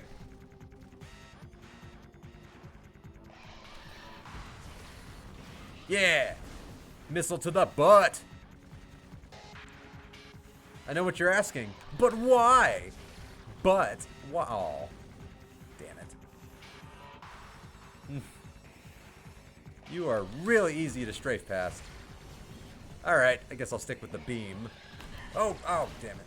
Oh, that works. Killed it by accident. I never scanned him. Fortunately, there are many more of him throughout the game. But I forgot to scan him. Whoops. Like how I do in my videos with all the stickers for my videos. I want some of you for your portion of it. Yeah, no, that makes sense. And it would fit with the Pac-Man games vibe of it all. Because yeah, you use a lot of like PNGs. Like a lot of head PNGs. I assume they're PNGs. One could only assume. That'd be the most efficient way of doing it. Oh, I got my morph ball back. Oh, it feels good. Oh, but I don't have the morph bomb. That feels bad. Oof. I feel incomplete.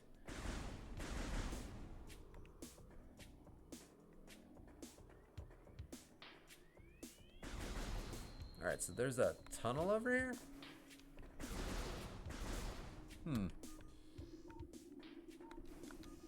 Or not. Alright. Let's go through this pipe that's conveniently placed here in the room with the ball. Ah, there it is. It's a purple door and I need the spider ball. Oh, that magnetic spider ball thing is really cool. That was a good upgrade that they added to Metroid. Like 2D games, 3D games, it adds a lot. Everybody cut loose, foot loose, kick off your graboid shoes. Oh, that movie's so good. God, the first Tremors is so goddamn good.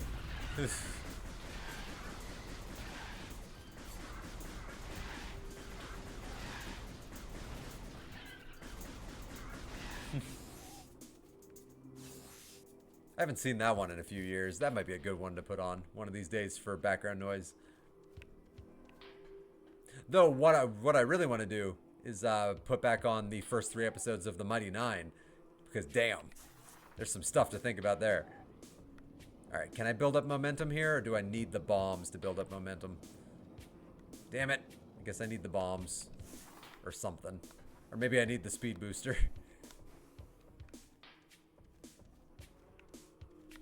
Alright. So there is a morph ball tunnel up there, but I can't get up there yet. And it looks like there's a morph ball tunnel over here somewhere.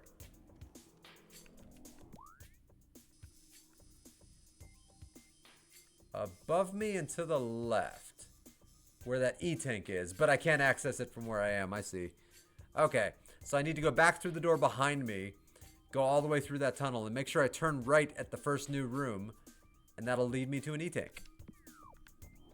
Because I want that E-tank. Because E-tanks make it harder to not die. And I like being not unalived. It just works. This is...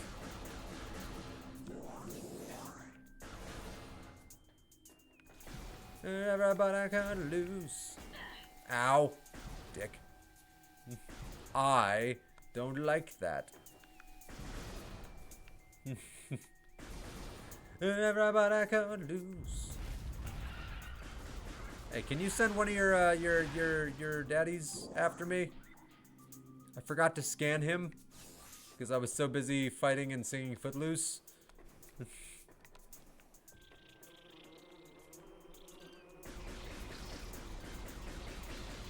Everybody cut, everybody cut, everybody cut. Alright, I take them seriously now as a threat.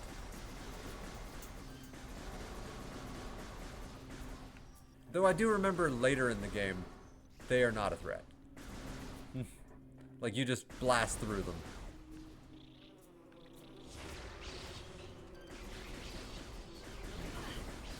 Yes, yes, I blew up your home. Be very mad at me. Alright, what direction was the morph ball? Straight ahead. Ooh. Oh, but I need morph ball bombs. Alright, I can't get there.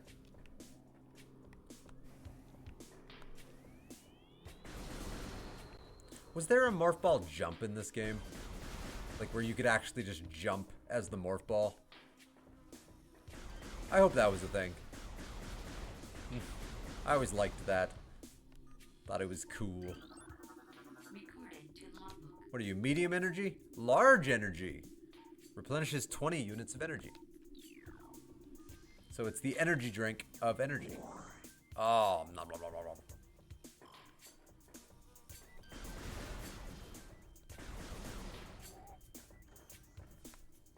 Never but I could lose.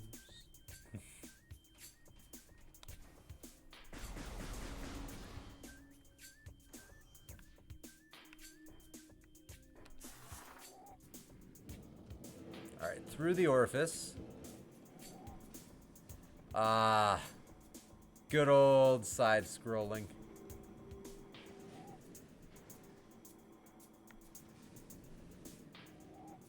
What a specifically designed series of events that only Samus would ever be able to take advantage of, and no one else. I mean, I guess the Chozo, because it was their technology. They designed it specifically for them and anyone with access to their technology to be able to navigate via these means. They built the Morph Ball. Fun fact, if you read all the lore stuff throughout like the Metroid games, in one of the Metroid games, I don't remember which, you find out that these, I think it might be this one even, the space pirates are trying to replicate Samus's technology that she uses. So they're trying to replicate the Morph Ball. And it's like in Iron Man 2 in the beginning when Justin Hammer and his company are trying to replicate the Iron Man suit, and like it's twisting dudes like in like 180 degrees. It's like that's kind of what's happening to the space pirates that are experimenting with the Morph Ball, their version of a Morph Ball. They're just being like crushed. Like it's awesome. It's great lore. Like I love it. In the Wii version, you could jump the Morph Ball by wiggling the Wiimote. I have to believe there's some version of that. I vaguely remember that. I very, very vaguely remember that. Oh, it has been a minute, though. Like, it has been quite a while. It had certainly helped their security if they didn't have so many things built perfectly for a 1 meter ball to utilize. Yeah, it would, but again, like, I guess they built it with their technology in mind, their very specific technology. And Samus is just so lucky to happen to be a person that has access to that technology. If she didn't, then she would be stuck in the first area of the first game, and nothing ever cool would have happened. Like, her story would have ended very unceremoniously. Oh boy. These metal gates block entry to the center of the room, where there is a beautiful missile expansion. And I wants it.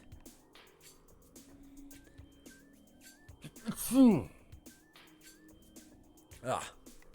That was fun. Oh, okay. Do we have some puzzle solving? Okay, you can't shoot those. That looks like it could fit a morph ball, but I don't have the morph ball bombs. So I can't exactly get up to that yet. Alright, so I bet I need the morph ball bombs in order to be able to access that. Makes sense. Damn it. Recorded to logbook. New Chozo lore. Hey Pat, how did you pronounce it? Chozo or Kozo? Because I hear a lot of people online, like whenever I watch like speedruns of this, like they're always saying Kozo. But like I say Chozo, and it makes sense to me that it would be Chozo. How do you say it? Or how did you always say it? Hey, Agent Coulson! Doing pretty good. How are you doing, man? I'm having a good day. I had no work today, so I got to, outside of doing one important errand, like I had a very relaxing day, just doing things I wanted to do. The future is a vague thing. That's a word of wisdom there from the Chozo. Ever changing and always in doubt. Even if we Chozo could gain the ability to foresee the future, it would be a hollow gift. I pronounce it Chozo, son of a bitch. You son of a bitch. You son of a bitch. It would be a hollow gift, for we could never hope to control what is yet to occur. The fountain is an example of this. The day may come when its water dries up, and there is nothing we could do to stop such a tragedy. But we do know this: unlike the uncertain flow of water, the power of our will is strong and enduring. The will of the Chozo will never run dry. I bet they wrote that before they died. I think their will ran dry. Just saying. Waiting for a flight, Agent Coulson. Nice. Where are you going this time? You are always traveling, Coulson. I love it. Like chose. Okay, so you say it very similarly to me. Okay. That makes me feel better. No, See, I thought you were doing a joke at first, Pat, where you just wrote the name the way that it's written in the games, and I'm like, oh, okay, so you pronounce it basically however the hell I pronounce it.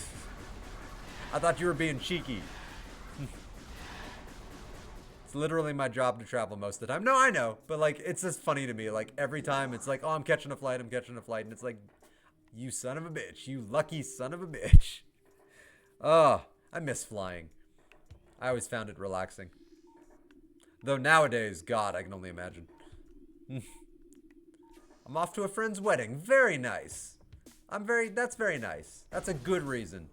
That's a damn good reason to travel. Energy tank. So where are you off to? Like, where's the wedding taking place? Hopefully somewhere nice and temperate. That was a joke cause text. Okay, that's what I thought it was. Vancouver. I've always wanted to go to Vancouver. I love Canada.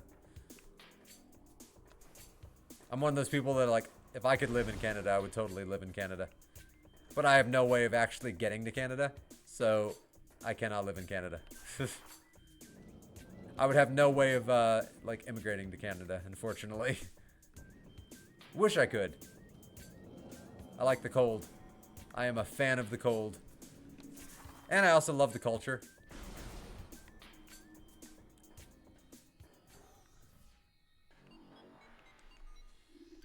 Alright, where do you lead? Access to Magmore Caverns. I feel like I'm not ready for Magmore Caverns, so let's go straight. Feel like I need the spider ball to get up there. Yeah. This is my reaction to bugs in real life. I whip out an arm cannon from the future and start blasting until they're gone. It's a great place to live. I've heard nothing but good things about Vancouver. And Vancouver also is a big hub for a lot of media that gets made. Like, a lot of my favorite shows were made in Vancouver. A lot of my favorite movies were made in Vancouver.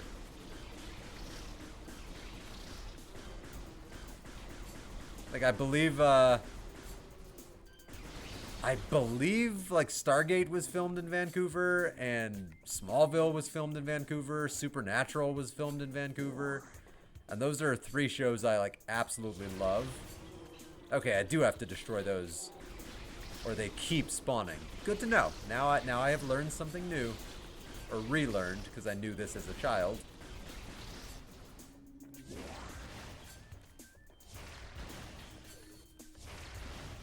Got him. New Chozo lore. Chozo script translated. The cries of this dying land echo in our ears as we Chozo watch the great poison seep ever further into the living pulse of the planet. Oh, I hate how it spaces it out. The dark energy sinks into the trees and waters, devouring all life. Peaceful beasts die by the thousands. Some creatures survive, but their forms grow as twisted and evil as the force that fell from the sky. Many of these mutated monstrosities remain small enough to do little harm, but others grow enormous and threaten our very existence. One such beast defiles our sacred fountain, disgorging poison from its foul form, replacing pure flowing water with cascades of creeping death. That's a great sentence. Even in the face of such horror, we Chozo do not turn in fear. We are all that stands in the way of this great poison, and it is our duty, hee, to contain it. See, even they recognize the humor of the word duty. I'm most excited for the sushi. It's unreal over there. And the wedding, of course. Honestly, I would probably be more excited for the sushi. I'm not really a wedding person myself. Even going to the wedding of people I love, like, I'm not really a big believer in marriage. Like, I believe in people finding somebody and spending their lives with them, but I hate the actual institution of marriage itself. Like, I think it's all paperwork and horseshit. Like, you know, find somebody you love and be with them. But, like, I don't believe in marriage. So, like, the times I've gone to weddings, it's always just been because, you know, to support my friends. But never because I really cared about the actual wedding itself. Just, I don't know. Not a fan. Like, so many people overspend on their weddings. And, like, when you think about it, they spend like $20,000, $30,000 on one day of their lives. When it's like, you still have to live the rest of your life. Like, you need money. Maybe you should have used that money for a down payment on a house or something. Or, I don't know. That's what kills me, is when people spend crazy amounts of money on weddings. I'll never be okay with that. This decorative object is obstructing the path along a magnetic track. 4 runic symbols adorn its surface. So I gotta look for those symbols and then blast. I've been to some beautiful non-traditional weddings that were simple and super romantic, but I'm with you. I prefer to do an awesome honeymoon. Yeah, like that would be something better, because at least then you're forming like a genuine memory with genuine experiences, as opposed to just a few hours of, you know, some kind of ceremony. It's like, okay, you spent a few hours for this thing that they're just going to tear down in a few hours. Or you could go on like a 2-week trip somewhere amazing and form memories that will last a lifetime. Or you could take that money, not even do a honeymoon, and just start building your life. Build a life with this other person. Like, you know, buy a house. Use that money for a down payment on a house. Alright, I think I need my charge beam to blast these, because a missile already didn't destroy those. But I'll bet a charge beam could. Alright, so that's another thing locked behind an unlock. Sad. But yeah, I've been to, well, the weddings I've been to have been, like, relatively extravagant affairs. Like, you know, you could tell they spent a fair amount of money just on that ceremony and the venue. And, like, I could just never really get behind the amount of money spent on those venues and the amount of money spent on just a few hours. And also, I'm the type of person who, I only have a very small handful of people like I truly care about. Like, I have plenty of acquaintances that I like and that, you know, like, you know, I wish nothing but the best for. But it, like, if I were to ever have a wedding, I won't, by the way. Like, I'm never gonna get married. But like, if I were to ever have a wedding, I can think of like 5 or 6 people I would invite off the top of my head. That's it. I don't care if like 30 or 40 people that I've just met casually get to watch me walk down an aisle. Like, that feels unnecessary to me. Like, I don't care. I know I have a lot of very unpopular opinions when it comes to that, because I know most people are all about marriage and, you know, doing the standard thing that everyone else does. But like, I'm a very practical person, and I just, like, if I were ever to get married, I would just want to do it kind of like Saul did in Better Call Saul, where they just went to the courthouse and they you know, they paid like the $50 for the license, and that was it. You know, they had like a couple of people as their witnesses, and it's like, yeah, that's how, if I were to ever get married, that's how I would do it. I am absolutely not a believer in the big ceremonies and the waste. There's too much waste in the world. There's way too much waste in the world, and weddings just feel like they add to it. They compound it. But again, I know those are very unpopular opinions on my part, and most people don't agree. I'm very aware of that. Uh-oh. Oh, I want to scan you. A new creature has been detected. I went to one a few weeks ago that was awesome. It was on a farm and all the food was home cooked. Small ceremony. You see, yeah, that kind of thing is much less jarring to me when it's like a small event. Like when you can tell they kind of set it all up themselves and they're doing it on like a family plot of land or something. So in that case, the farm. So they didn't pay like $10,000 just so they could have the privilege of being at the venue. Like that kind of thing is really cool. I like stuff like that. And then they had a small ceremony with probably just like close family and friends, not just everybody like some of these weddings do, where they invite like, oh, that person I worked with for 10 minutes 4 years ago, I invited them to my wedding. It's like, why? Why did you invite that person? Like I can legitimately, I think maybe think of 5 or 6 people I would invite to my wedding. And that includes my mom. So like, yeah. Like, of people I'm not biologically related to, I can think of like 4, maybe 5 people I would invite to my wedding if I ever had one. If we're counting any of those people's kids, then it would be 6. Because I would also invite the Papman's daughter, because I'm not going to invite the Papman and his wife and not invite their daughter. That would be messed up. Morphology, Grisby, it's a good name. Subvolcanic carrion feeder. Carapace can be breached by missiles. The Grisby's carapace has been fused together by superheated air. This barrier stands up to everything but concussive blasts. Its intelligence is limited to instinctive scavenging patterns. Sad. Gotta Twitch stream your wedding, Jesus. I'll bet you a lot of people have. I'll bet you there's a lot of like social media people who are like super obsessed with social media, and I'll bet you they've streamed their weddings. And it's just, I bet that would hurt my brain. That would hurt my brain, man.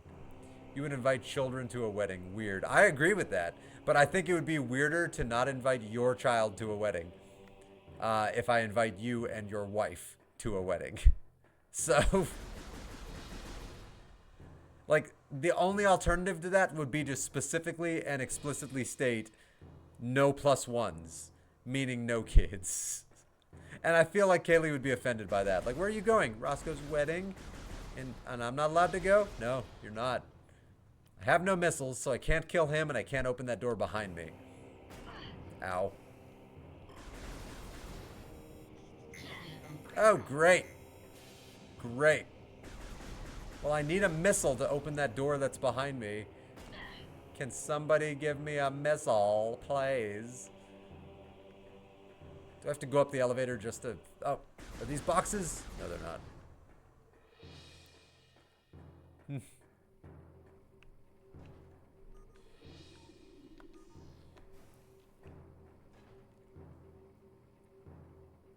Whee!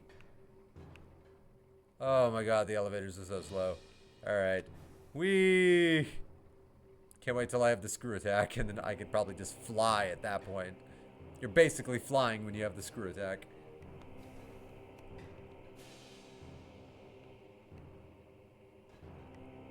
Yeah, the Papman, though, he knows how fervently, like, anti-marriage I am.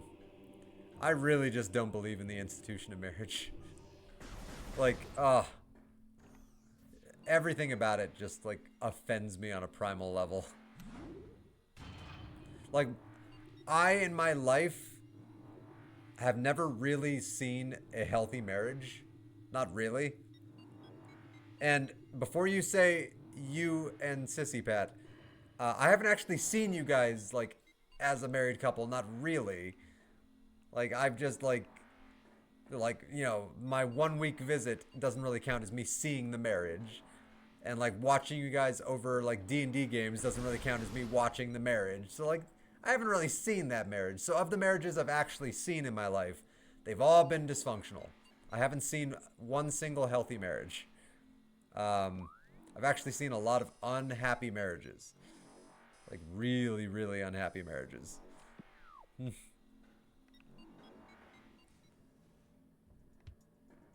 Like people, it seems like the institution of marriage traps people in that situation more than anything else, from what I've observed, just from my own personal observations. Damn it. Oh damn it! I was reading Agent Coulson's post and I missed the morph ball for a second time. There we go. See, what if you do some Hunger Games type shit to get an invite? Like you gotta win these games to claim an invite. I like that because at least then you have to earn it. We really agreed with you. We weren't even planning to do it since both of us had bad experiences before, but insurance had a lot to do with it. Yeah, you see, but that does kind of feed into what I was saying. A lot of it is just kind of the paperwork of it and the logistics of it. And because I'm just me by myself, like I'll never have to worry about that. So it's a non-issue for me. But in your situation, it makes sense. It does make sense. Like, so there are reasons for it. Like I still don't like the institution of it, but like you guys had a good reason. I will never like the institution of marriage. Never. Like there's no force on earth that'll ever make me like the institution of marriage. But I do understand your reason, Pat, and you had a good reason. Hey, Mothy! How have you been the last few days, Mothy? I think it's been a week. Yeah, how's your week been going? I was hoping one of them would drop a damn missile. I can't get through that door in the lava area until I have a missile.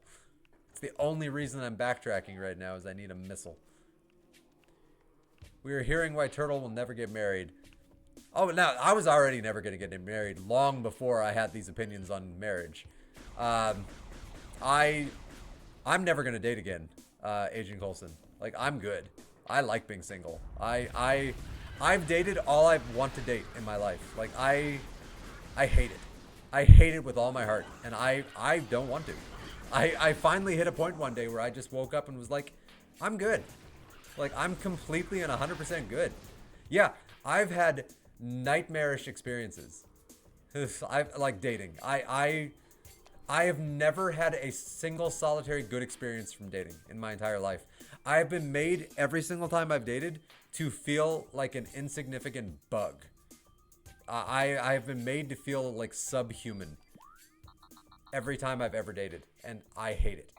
And I just one day decided I don't want to do it anymore. I'm good. I'm happier. I've always been happier single than I've ever been in a relationship. Ever. So, like, even if I did date, I would never get married. But the truth is, like, I'm never going to date again.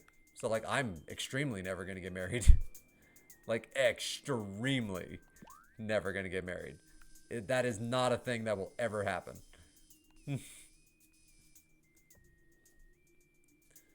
I've been good, bro, dealing with a lot of drama, but okay, how about you, buddy? I've had a good week. The work portion of the week has been pretty awful, but when I've not been at work, I've had a really good week. I got myself the sexy Metroid amiibo. I'm very happy about that. I got my car smogged, so I no longer have to think about that for a couple more years. I got to play with a puppy earlier. That was nice. I got to start my legendary playthrough on Mass Effect, and I'm having a lot of fun with that. Off stream. Yeah, I've had a good week. That is super unfortunate. I still hope you get to meet the right person eventually. Nah, I won't. I'm good with that, though. Like, the thing is, I'm not even looking for it. Like, so I wouldn't see it even if it was there. Like, it's not a thing that would ever even...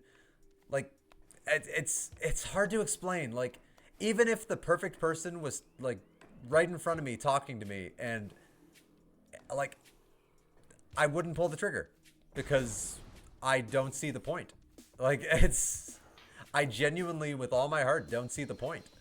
Like, why would I want to date this person when it's probably just going to turn into us hating each other? Like, yeah, I don't know. I don't see the point. But I appreciate the thought, Agent Coulson. That is nice of you to say. But, like, no, I'm good. Like, I've always been happier alone than I've ever been with another person. Like I don't get lonely the way other people do. Like I like being alone. COVID, for example, when everyone was in lockdowns, everyone was going crazy. I was fine. That didn't bother me a little bit in terms of the like isolation. It bothered me that people in the world were suffering, but like the isolation, that was my favorite thing. God, I can, if I never had to leave my apartment ever again for the rest of my life, but I always had access to food, water, and like electricity to run everything and Wi-Fi, I'd be happy. I'd be good. I would never leave this apartment ever again. like I'm yeah, I'm good. I guess maybe if I could also have access to dogs, then that would help too. I like dogs. Glad to hear you had a good week. I know you've been streaming here and there. Couldn't join, sadly. Yeah, I've been wondering during those streams, like, oh, I hope Mothy's okay. Yeah, I've been worried about you. I was hoping everything was okay. So, like, hopefully the drama hasn't been too bad, Mothy. Like, fingers crossed, it's nothing too terrible, and it's one of those drama things that'll pass, whatever it is. I'm not gonna push, obviously. I had such a brain-boggling experience fixing my 2-year broken phone today. I busted it open since it's broken anyway and pointed a 600 Celsius heat gun to the CPU and it worked. That's crazy. That's awesome and crazy, and I love that. That's amazing. God, I still have all of my old phones from the past like 15 years. I wonder if any of them still work. Because none of them have ever broken. I just have always upgraded once they get to the appropriate upgrade point. So yeah, I wonder if any of them still work. I mean, I know probably some of the more recent ones do. Like, wonder if any of the older ones do. I was struggling living alone. COVID was not great for me. Well, yeah, there are a lot of people out there, though, that are social butterflies, and they thrive around other people. And so COVID was a nightmare for them, and I fully understand that. Like, the isolation portion of COVID for me, though, was like paradise. I was almost happier than I'd ever been in terms of just that. Like, there was a big part of me. I just remembered, save stations recharge you, don't they? So they should give me missiles, right? Because all I need right now are missiles. But yeah, there's a lot of people that are social butterflies. Oh, what was I saying specifically? That did recharge me. Nice, I got my missiles back. God, what was I saying? I lost my train of thought when I got my missiles back. Damn it. My brain.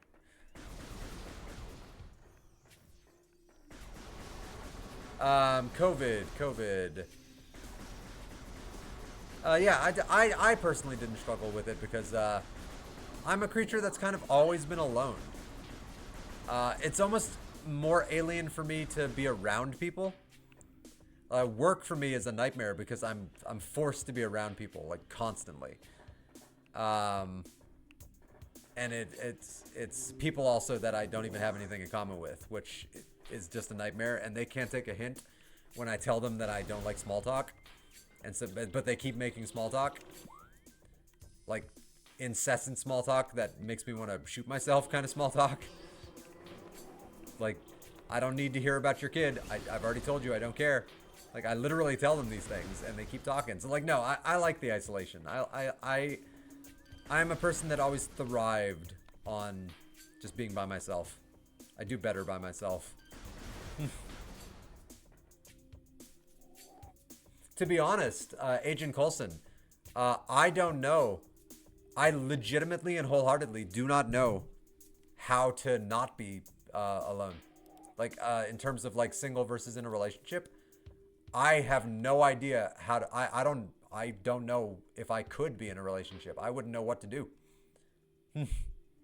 Like I've been alone most of my life. I'm used to it. I like it. The drama is a bit weird, honestly. Stumbled upon my ex doing that type of content. Oh, wow. And it really messed with me since I really cared about that person. Made me feel sorry for her. kid and husband and ended up contacting, and my girlfriend hated me until she realized the good intentions behind it, which took a solid 2 days to do, and a solid year off of my life, but it's great so far. Yeah, okay. That's a crazy revelation. Wow. Whew. Yeah, I don't know how I would feel if I ever found out, like, one of my exes, like, was putting out content, like, that kind of content. Like, huh. I'd be very confused, that's for sure. It's like, wow, I would not have seen that coming from them. I definitely wouldn't watch it out of respect for them. I don't know if I would reach out. And like ask if everything was okay or how they're doing. I think I'd feel weird about that. I'm definitely a social creature at least once a week. I'm a social creature like via like Discord and Instagram and Twitch and YouTube. Like I love talking to people like this. I love talking to people like when I'm playing D&D with my buddy the Papman and you know like our friends. Like I'm social over computer screens. In real life, oh, I get so socially burned out. I can't even describe it. Like it burns through me. My batteries run out faster than most human beings. And like it's shocking how fast my battery runs dry on socializing. Like it's a thing. It's an issue.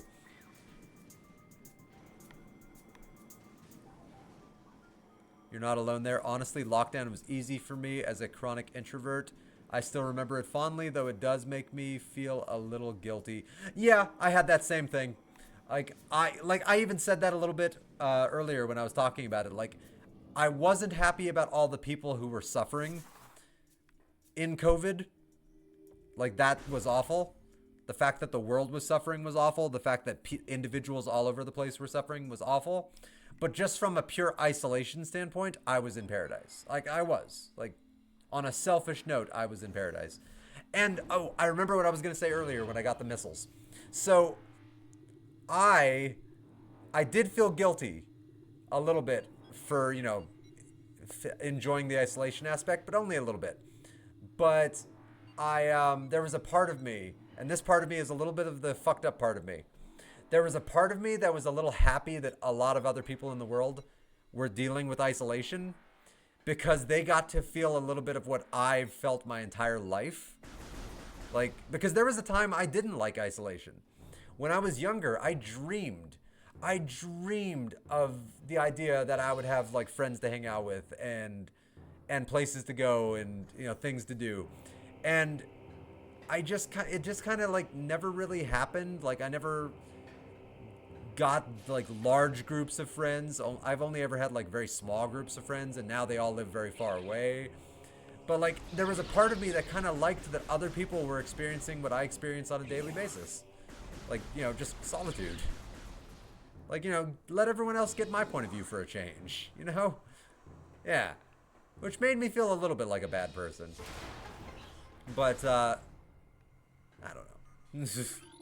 Did I really do all that just to get a save station? God damn it.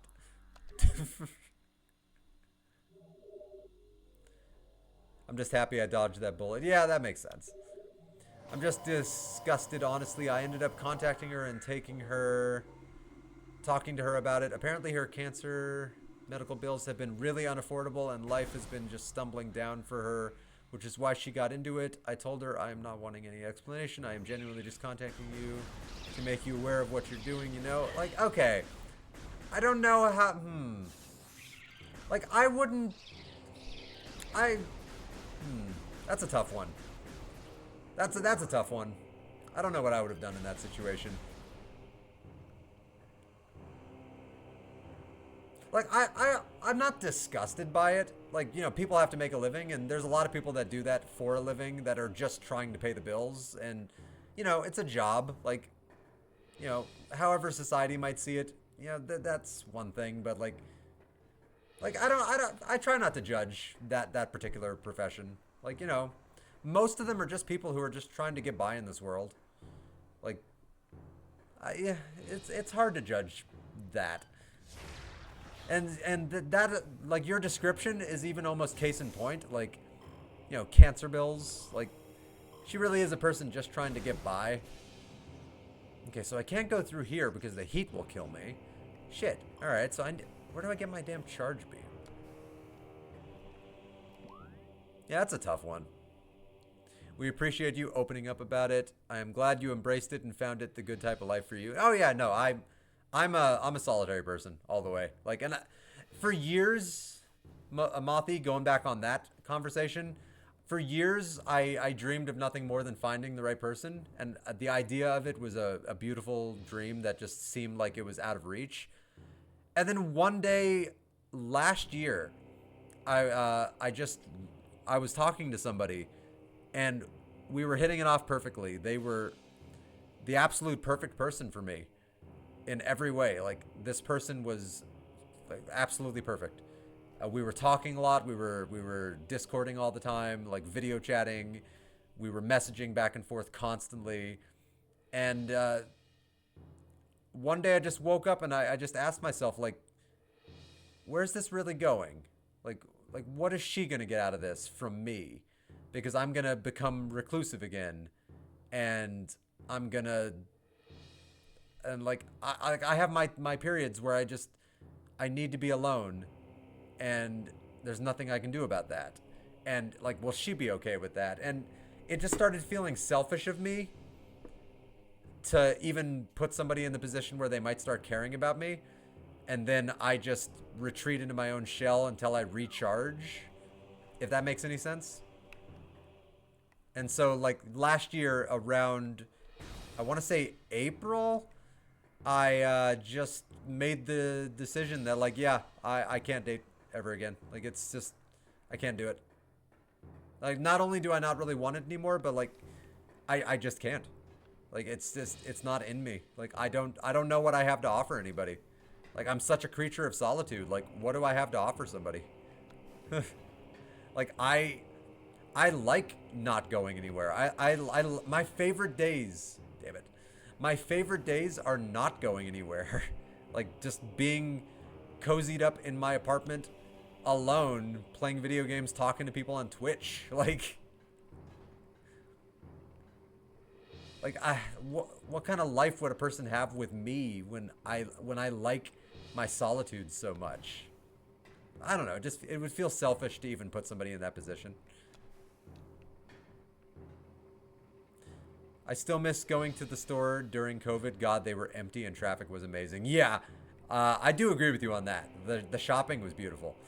I do miss that. I don't miss the empty shelves. That was nerve wracking, and I didn't like that. But yeah, I do miss that. This was an awesome conversation. Wish I could stay, but my plane is boarding. Oh, Agent Colson, I'm sorry I didn't notice that sooner. Sorry, I try to do the chat conversations as I see them, and then I try to really dive into it before I read the next ones. Hopefully I didn't miss you fully, Agent Colson, but I hope you have a good one, and I loved talking to you. Like, I love real talks. Like, I like when you can get down into the nitty gritty of, like, genuine conversation about real topics. I love that stuff. So, like, I love talking to you about that, and I hope you have a safe flight and a great wedding. Like, have a good one, man. And I'll talk to you in the future. Not really judging, just the daughter part kills me on the inside, you know? Yeah, that part I get. That part I get. Like, yeah, you'd have to wonder, like, how the kids feel about that, if they even know about it. And you'd also be thinking, like, one day they're going to find out about it, and how are they going to feel about it when they find out about it? And, like, yeah. But, like, in terms of the actual profession itself, like, I would never judge the actual profession. But, like, yeah, in terms of that makes sense. All right. I need to get up there. But how do I get up there?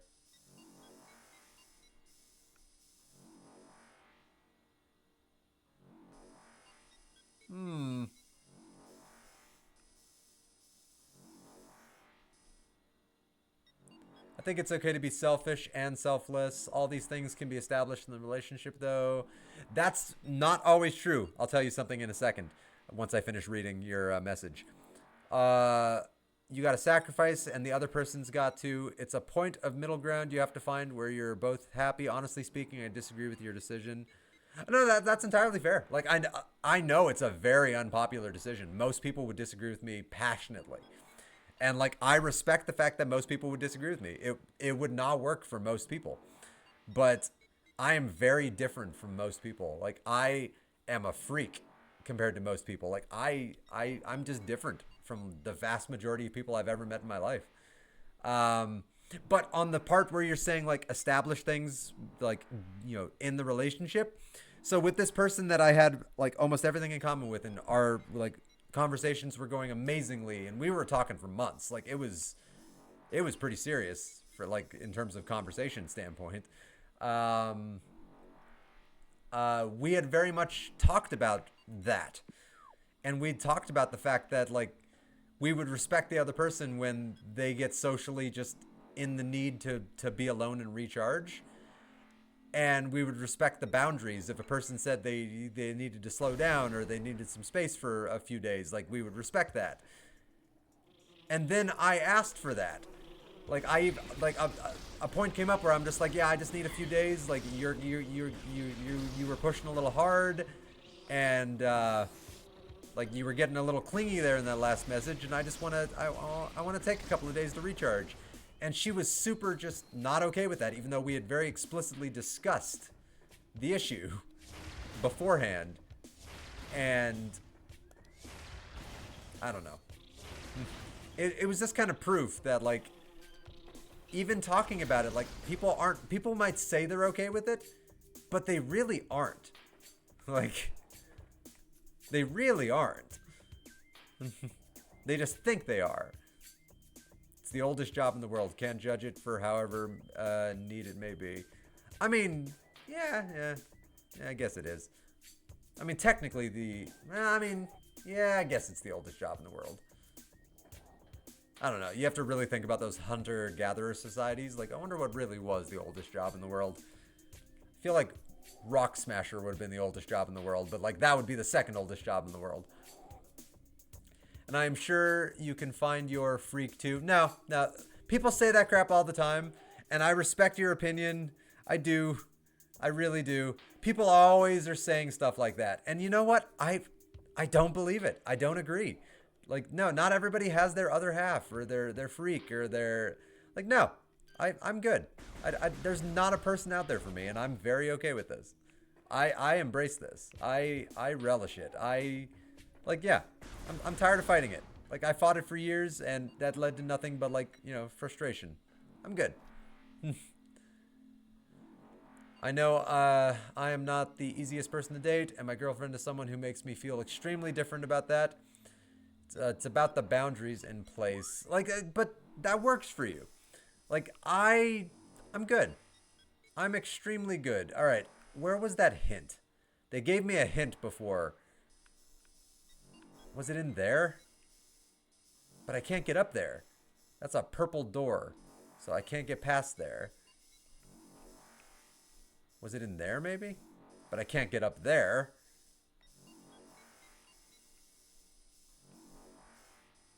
Honestly, I am a little lost right now. Just a little bit. Classic Metroid. Metroid Prime. If I go down there, I burn to death. So there's no point in going through the elevator. Alright, let's try backpedaling again. Interesting. But no, people have said that my whole life. Like, oh, you just gotta find your person. You just gotta, find the, like, there's somebody for everybody. It's like, maybe there was a time when I was younger where I believed that. I don't believe that anymore. I really don't. There's no part of me that believes it. Not even 1%. It's not even one of those things where I'm saying it, but secretly hoping I'm wrong. Like, no, I don't believe it. I do not. In any way, shape, or form. Respectfully. Like, I'm not, like, I respect your opinion. I very passionately disagree. Like, extremely passionately.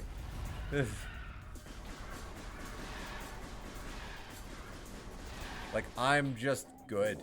And it took me years to get to the point where I finally could just be at peace with, like, being good. Because, yeah, for years, that's what I wanted, was to find somebody. And, yeah, it just led to, like, sadness and depression. It's like, nah, I'm good.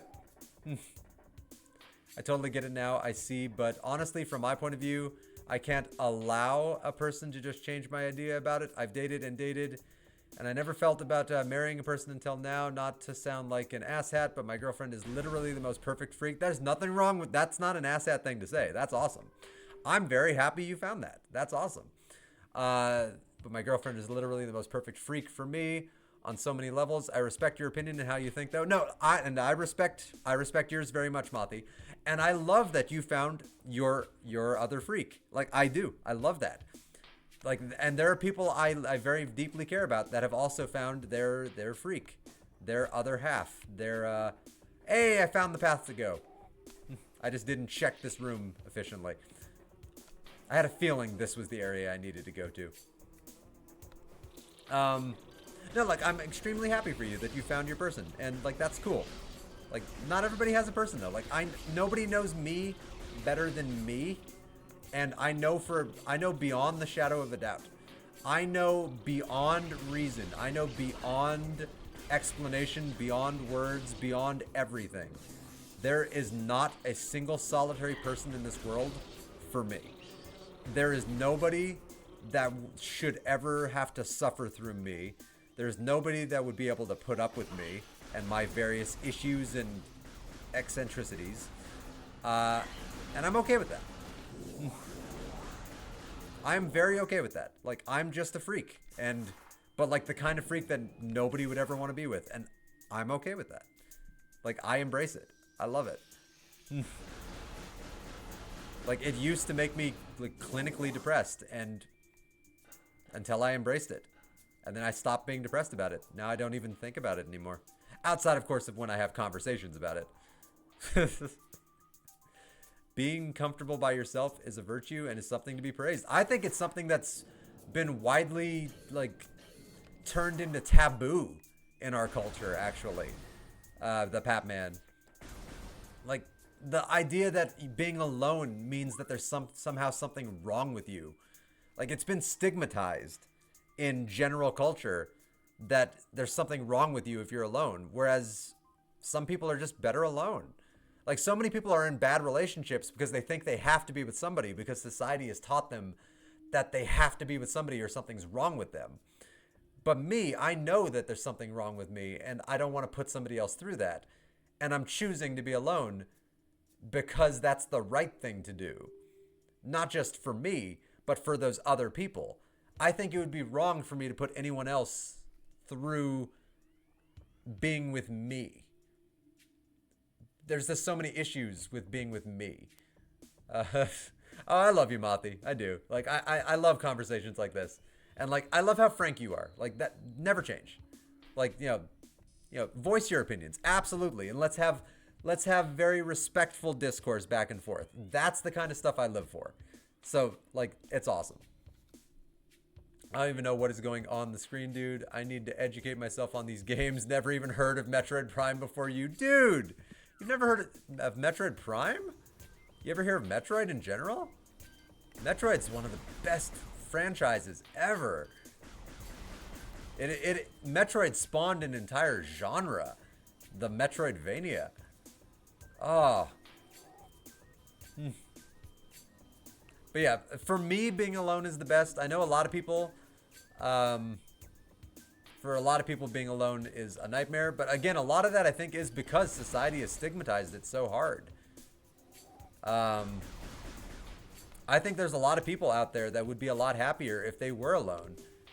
But they force themselves to be in bad relationships because they think they have no choice. They think that it's what they're supposed to do. And I just refuse to jump down that path. Like, I'm good.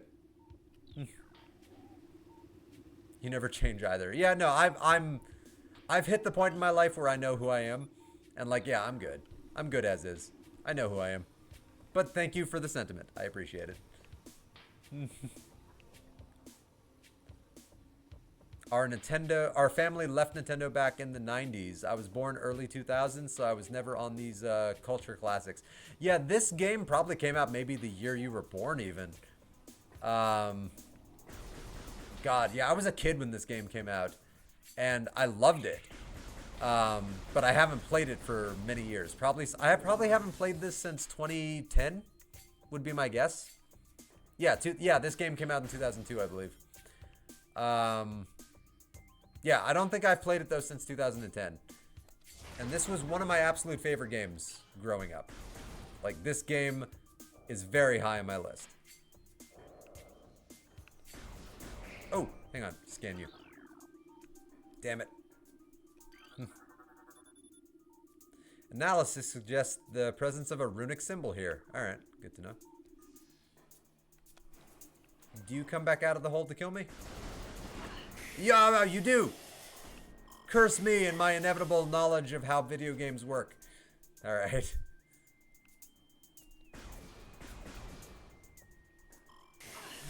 No, one thing I'll tell you, Mothy, for me personally, the peace that I have found, though, from just fully embracing my solitude and my singleness, I can't even describe the peace I found from it. Like, not even thinking about it. Like, I cannot even describe to you the peace I have from it. Like, I'm happier just not even thinking about it. Happier than I ever was on any dating I've ever done.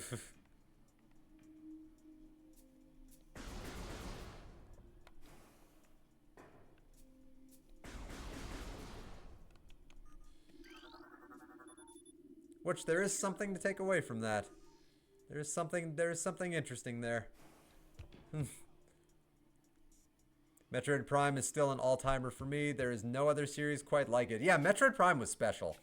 Even if 3 kind of watered down the formula and made it more of a linear, like, action, like, shooter, as opposed to the tonally unique, like, overworld explorer Metroidvania that it was. Like, even Corruption is still a great game. It's just, it just didn't feel like it fit with the Metroid Prime games. But, like, by itself, it is a good game. But Metroid Prime and Metroid Prime Corruption, I think those are such beautiful games. Oh my god. Metroid Prime and Metroid Prime, not Corruption. Metroid Prime and Metroid Prime Echoes, the second one. I mixed up Echoes and Corruption. Those two games, I think, are so good. They are among the best that I think they're the best thing Metroid's ever put out. Sadly, our family was into the Ataris and PlayStations. Hey, nothing wrong with those. I was brought up on hating Xbox. I feel like a neo-Nazi towards Xboxes.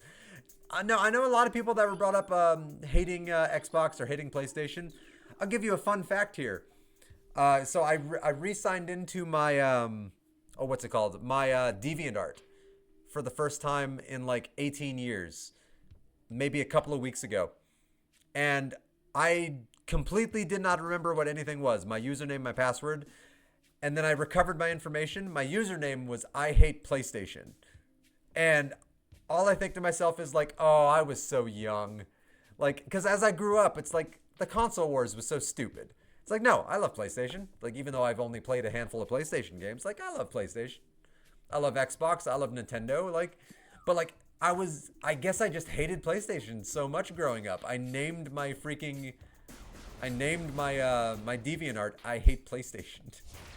Which is the stupidest thing in the world that I did that. And it makes me smile. I want to change it so badly, but like, they actually charge money to change the damn username. So I'd have to create a new profile to have a new username and just abandon all the stuff I currently have on there from 18 years ago. But yeah, I guess I must have just been a very anti-PlayStation person. Hey, I found it. No, keep it. That's such a great username for laughs. Oh, I hate it. I mean, I get it. Like, I just don't want people to think I actually hate PlayStation. Like, I don't. PlayStation's awesome.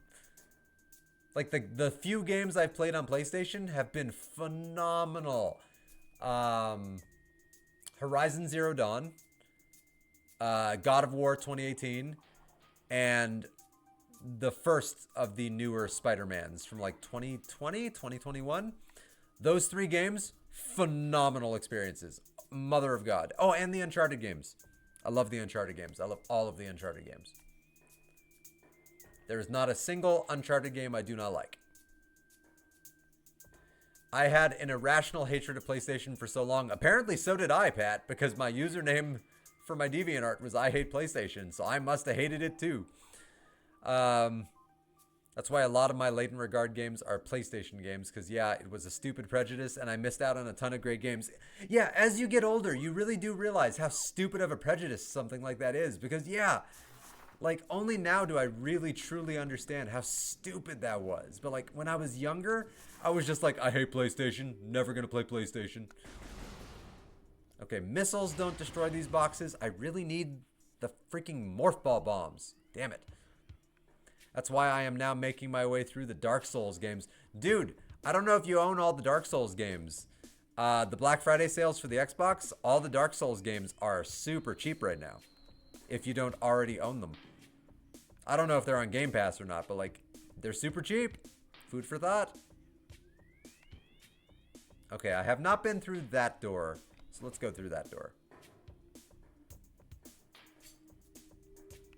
Can I make that jump without hitting the poison? Nope. Oh, and I can't even get out of here. Okay, this is how the world ends, with thunderous applause. This is how liberty dies. All right.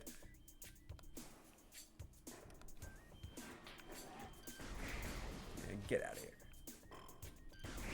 All right, so I just went the wrong way. I need morph ball bombs before I can go up there. Ah, Metroidvania. Exploring the area, finding out you don't have the thing you need to get through the area, backtracking to an area you haven't been to, getting the thing, and then backtracking again to the area you were at, because now you can get through that area. I love Metroidvanias. They're the best. This is... Oh, and Spider-Man just went on big old sale on Steam, and I think I'm buying it. Dude, I know you've seen me play it. That game was phenomenal.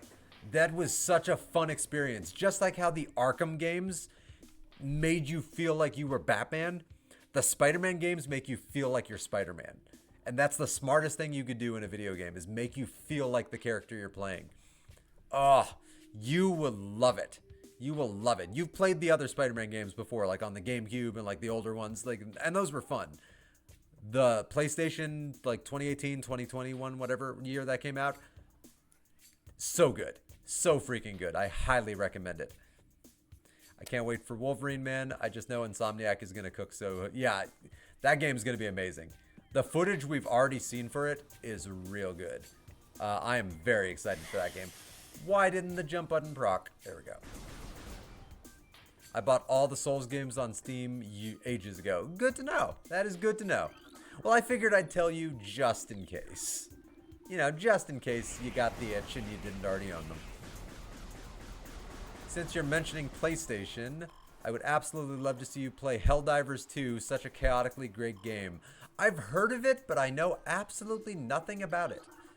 Like, literally, I know nothing about it. Wait, what does that say? When decay flows, the hatchling will walk a poison path to the source. I'm the hatchling. Spoiler alert, I'm the hatchling. But can the new Spider-Man top GameCube Spider-Man 2? I really like the GameCube Spider-Man games. There were 2 GameCube Spider-Man games.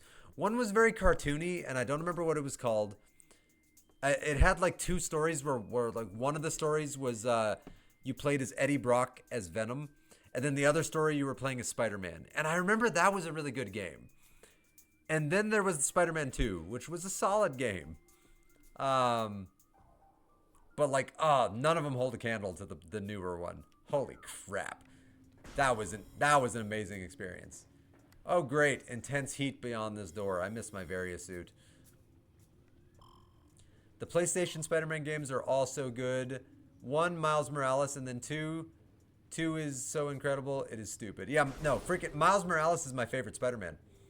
No offense to Peter Parker, but I am a Miles Morales boy through and through. Like Peter Parker's fine, but I think Miles Morales is far more relatable of a character, and I like him more as a character. He's more down to earth. All right, so I need the Varia suit to go through there. I know I need to kill a boss in this room to unpoison it. But it doesn't look like that boss has spawned in yet.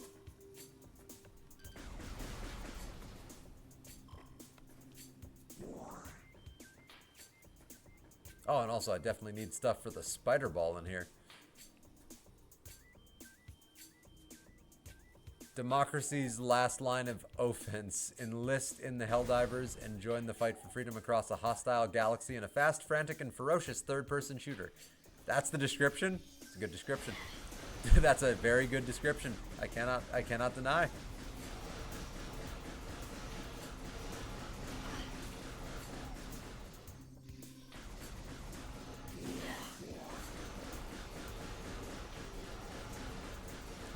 Crap, man. I think I need to raise the brightness.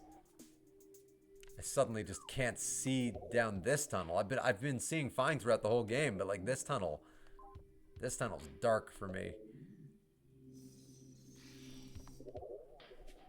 But in my opinion, Spider-Man 2's Peter Parker blows Miles Morales out of the water. No spoilers, but a certain symbiote makes the game 100 times better.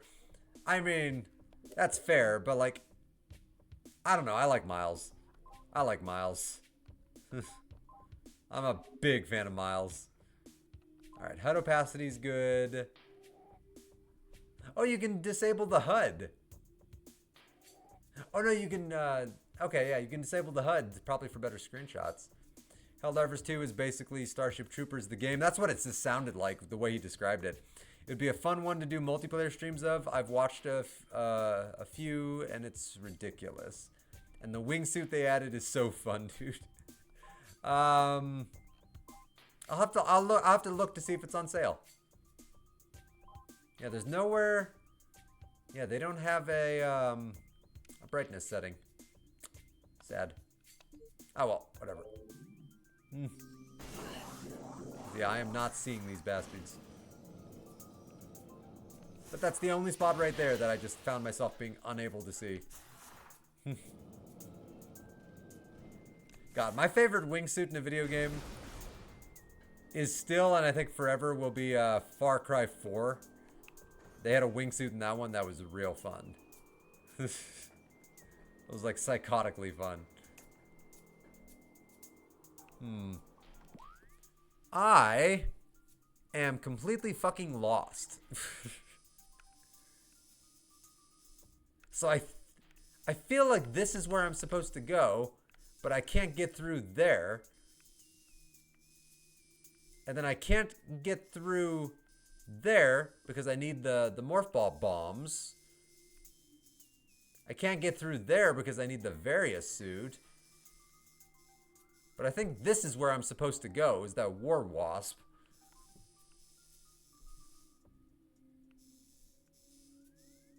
Oh. I own Helldivers 2, honestly. Such a great game to play with friends and bring democracy onto bugs and zombies for liberty.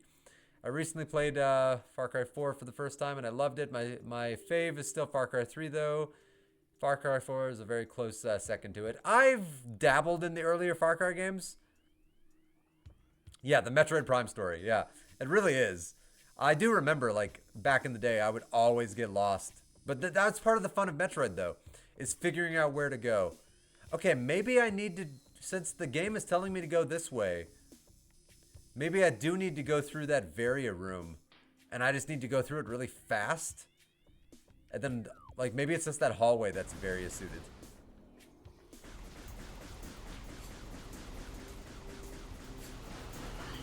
No, that is the fun of Metroid, is figuring it out. Like, it's one of the things I love about Metroid.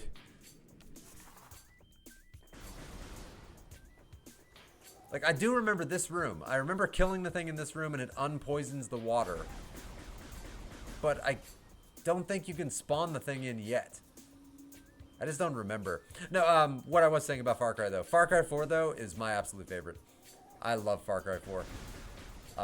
Of the Far Cry games. I think the tone was perfect. I think, like, its vibe and its colorful, like, visuals were amazing. I think it's just interesting as hell. I thought the combat was really fun.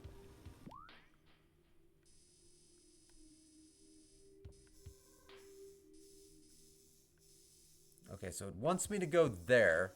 So I need to turn left. Oh, damn it. Damn it. Damn it. It's okay. Don't get killed by the bats. You hear that, Bruce? Don't get killed by the bats. Alright, my shift is done, guys. I gotta get in bed. I'll talk to you later. Have a great night. You have a great night too, man. I'm gonna be done here pretty soon also. I'm just gonna see if I can figure out what direction to go here, and then I'm probably gonna find a save room and call it. Alright, so which room do I need to go through? The one exactly across from me. Okay.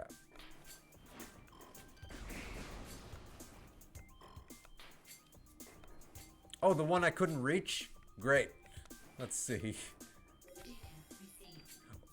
Or could I reach it? And I'm an idiot. I'm an idiot. There was a path. God fucking damn it. There was a path right here. Son of a bitch. I love it. My own stupidity. And I can own it. That was my fault. There was a path right there. And I didn't see it. So I was trying to make this jump over here that you can't make. Or I could have just gingerly walked that very obvious path that I just didn't notice. God fucking damn it. I love it. God fucking damn it. Son of a bitch. Motherfucker. Yeah, my streams are NSFW, by the way. I cuss and I like it. Son of a bitch. Alright. That's a good note to go out on. I am having a blast, by the way. I'm not actually mad. I am having so much fun playing this again. I love this game. I cannot wait to dive into it again. Probably tomorrow. Good chance tomorrow. I get off work earlier than normal, which is actually really nice. And, yeah, I should have ample time in the afternoon. And I can't imagine being, like, burned out or pissed off from the work shift I'm going to have tomorrow. So I should feel pretty good to stream. So, yeah. Thanks to everybody for stopping by for my Metroid stream. I actually had a lot of people hopping in and out. Pretty crazy. Like, I had the same people, like, hopping into chat that normally hop into chat. So, you know, Mothy, the Papman, Agent Coulson. I had Dom pop in for a little bit. But, like, I noticed the numbers, like, ticking up and down like crazy on the stream. So that was pretty awesome. I think it got double digits there for a minute, which hasn't happened since, like, 2021, 2020. It's been a while. It's been a while. But yeah, thanks for tuning in to watch me suck at Metroid, but have a blast doing it and talk about a lot of real life stuff. Like, I did a lot of talking about real life stuff, and I love doing stuff like that. Like, me and Agent Coulson started talking about the real life logistics of relationships and the pros and cons of marriage, and like talk got real there for a minute, and I love it. But yeah, I loved talking to all of you, and I had an absolute blast. This is the whole reason I love streaming. It was the chat interaction that I just had while dicking around in a classic game that I've been wanting to play since it came out and just haven't gotten around to. But streaming gives you such an excuse to do it, and I love it. Anyway, hope everybody has a good one, and I will see you on the flippity. Live long and prosper, bitches.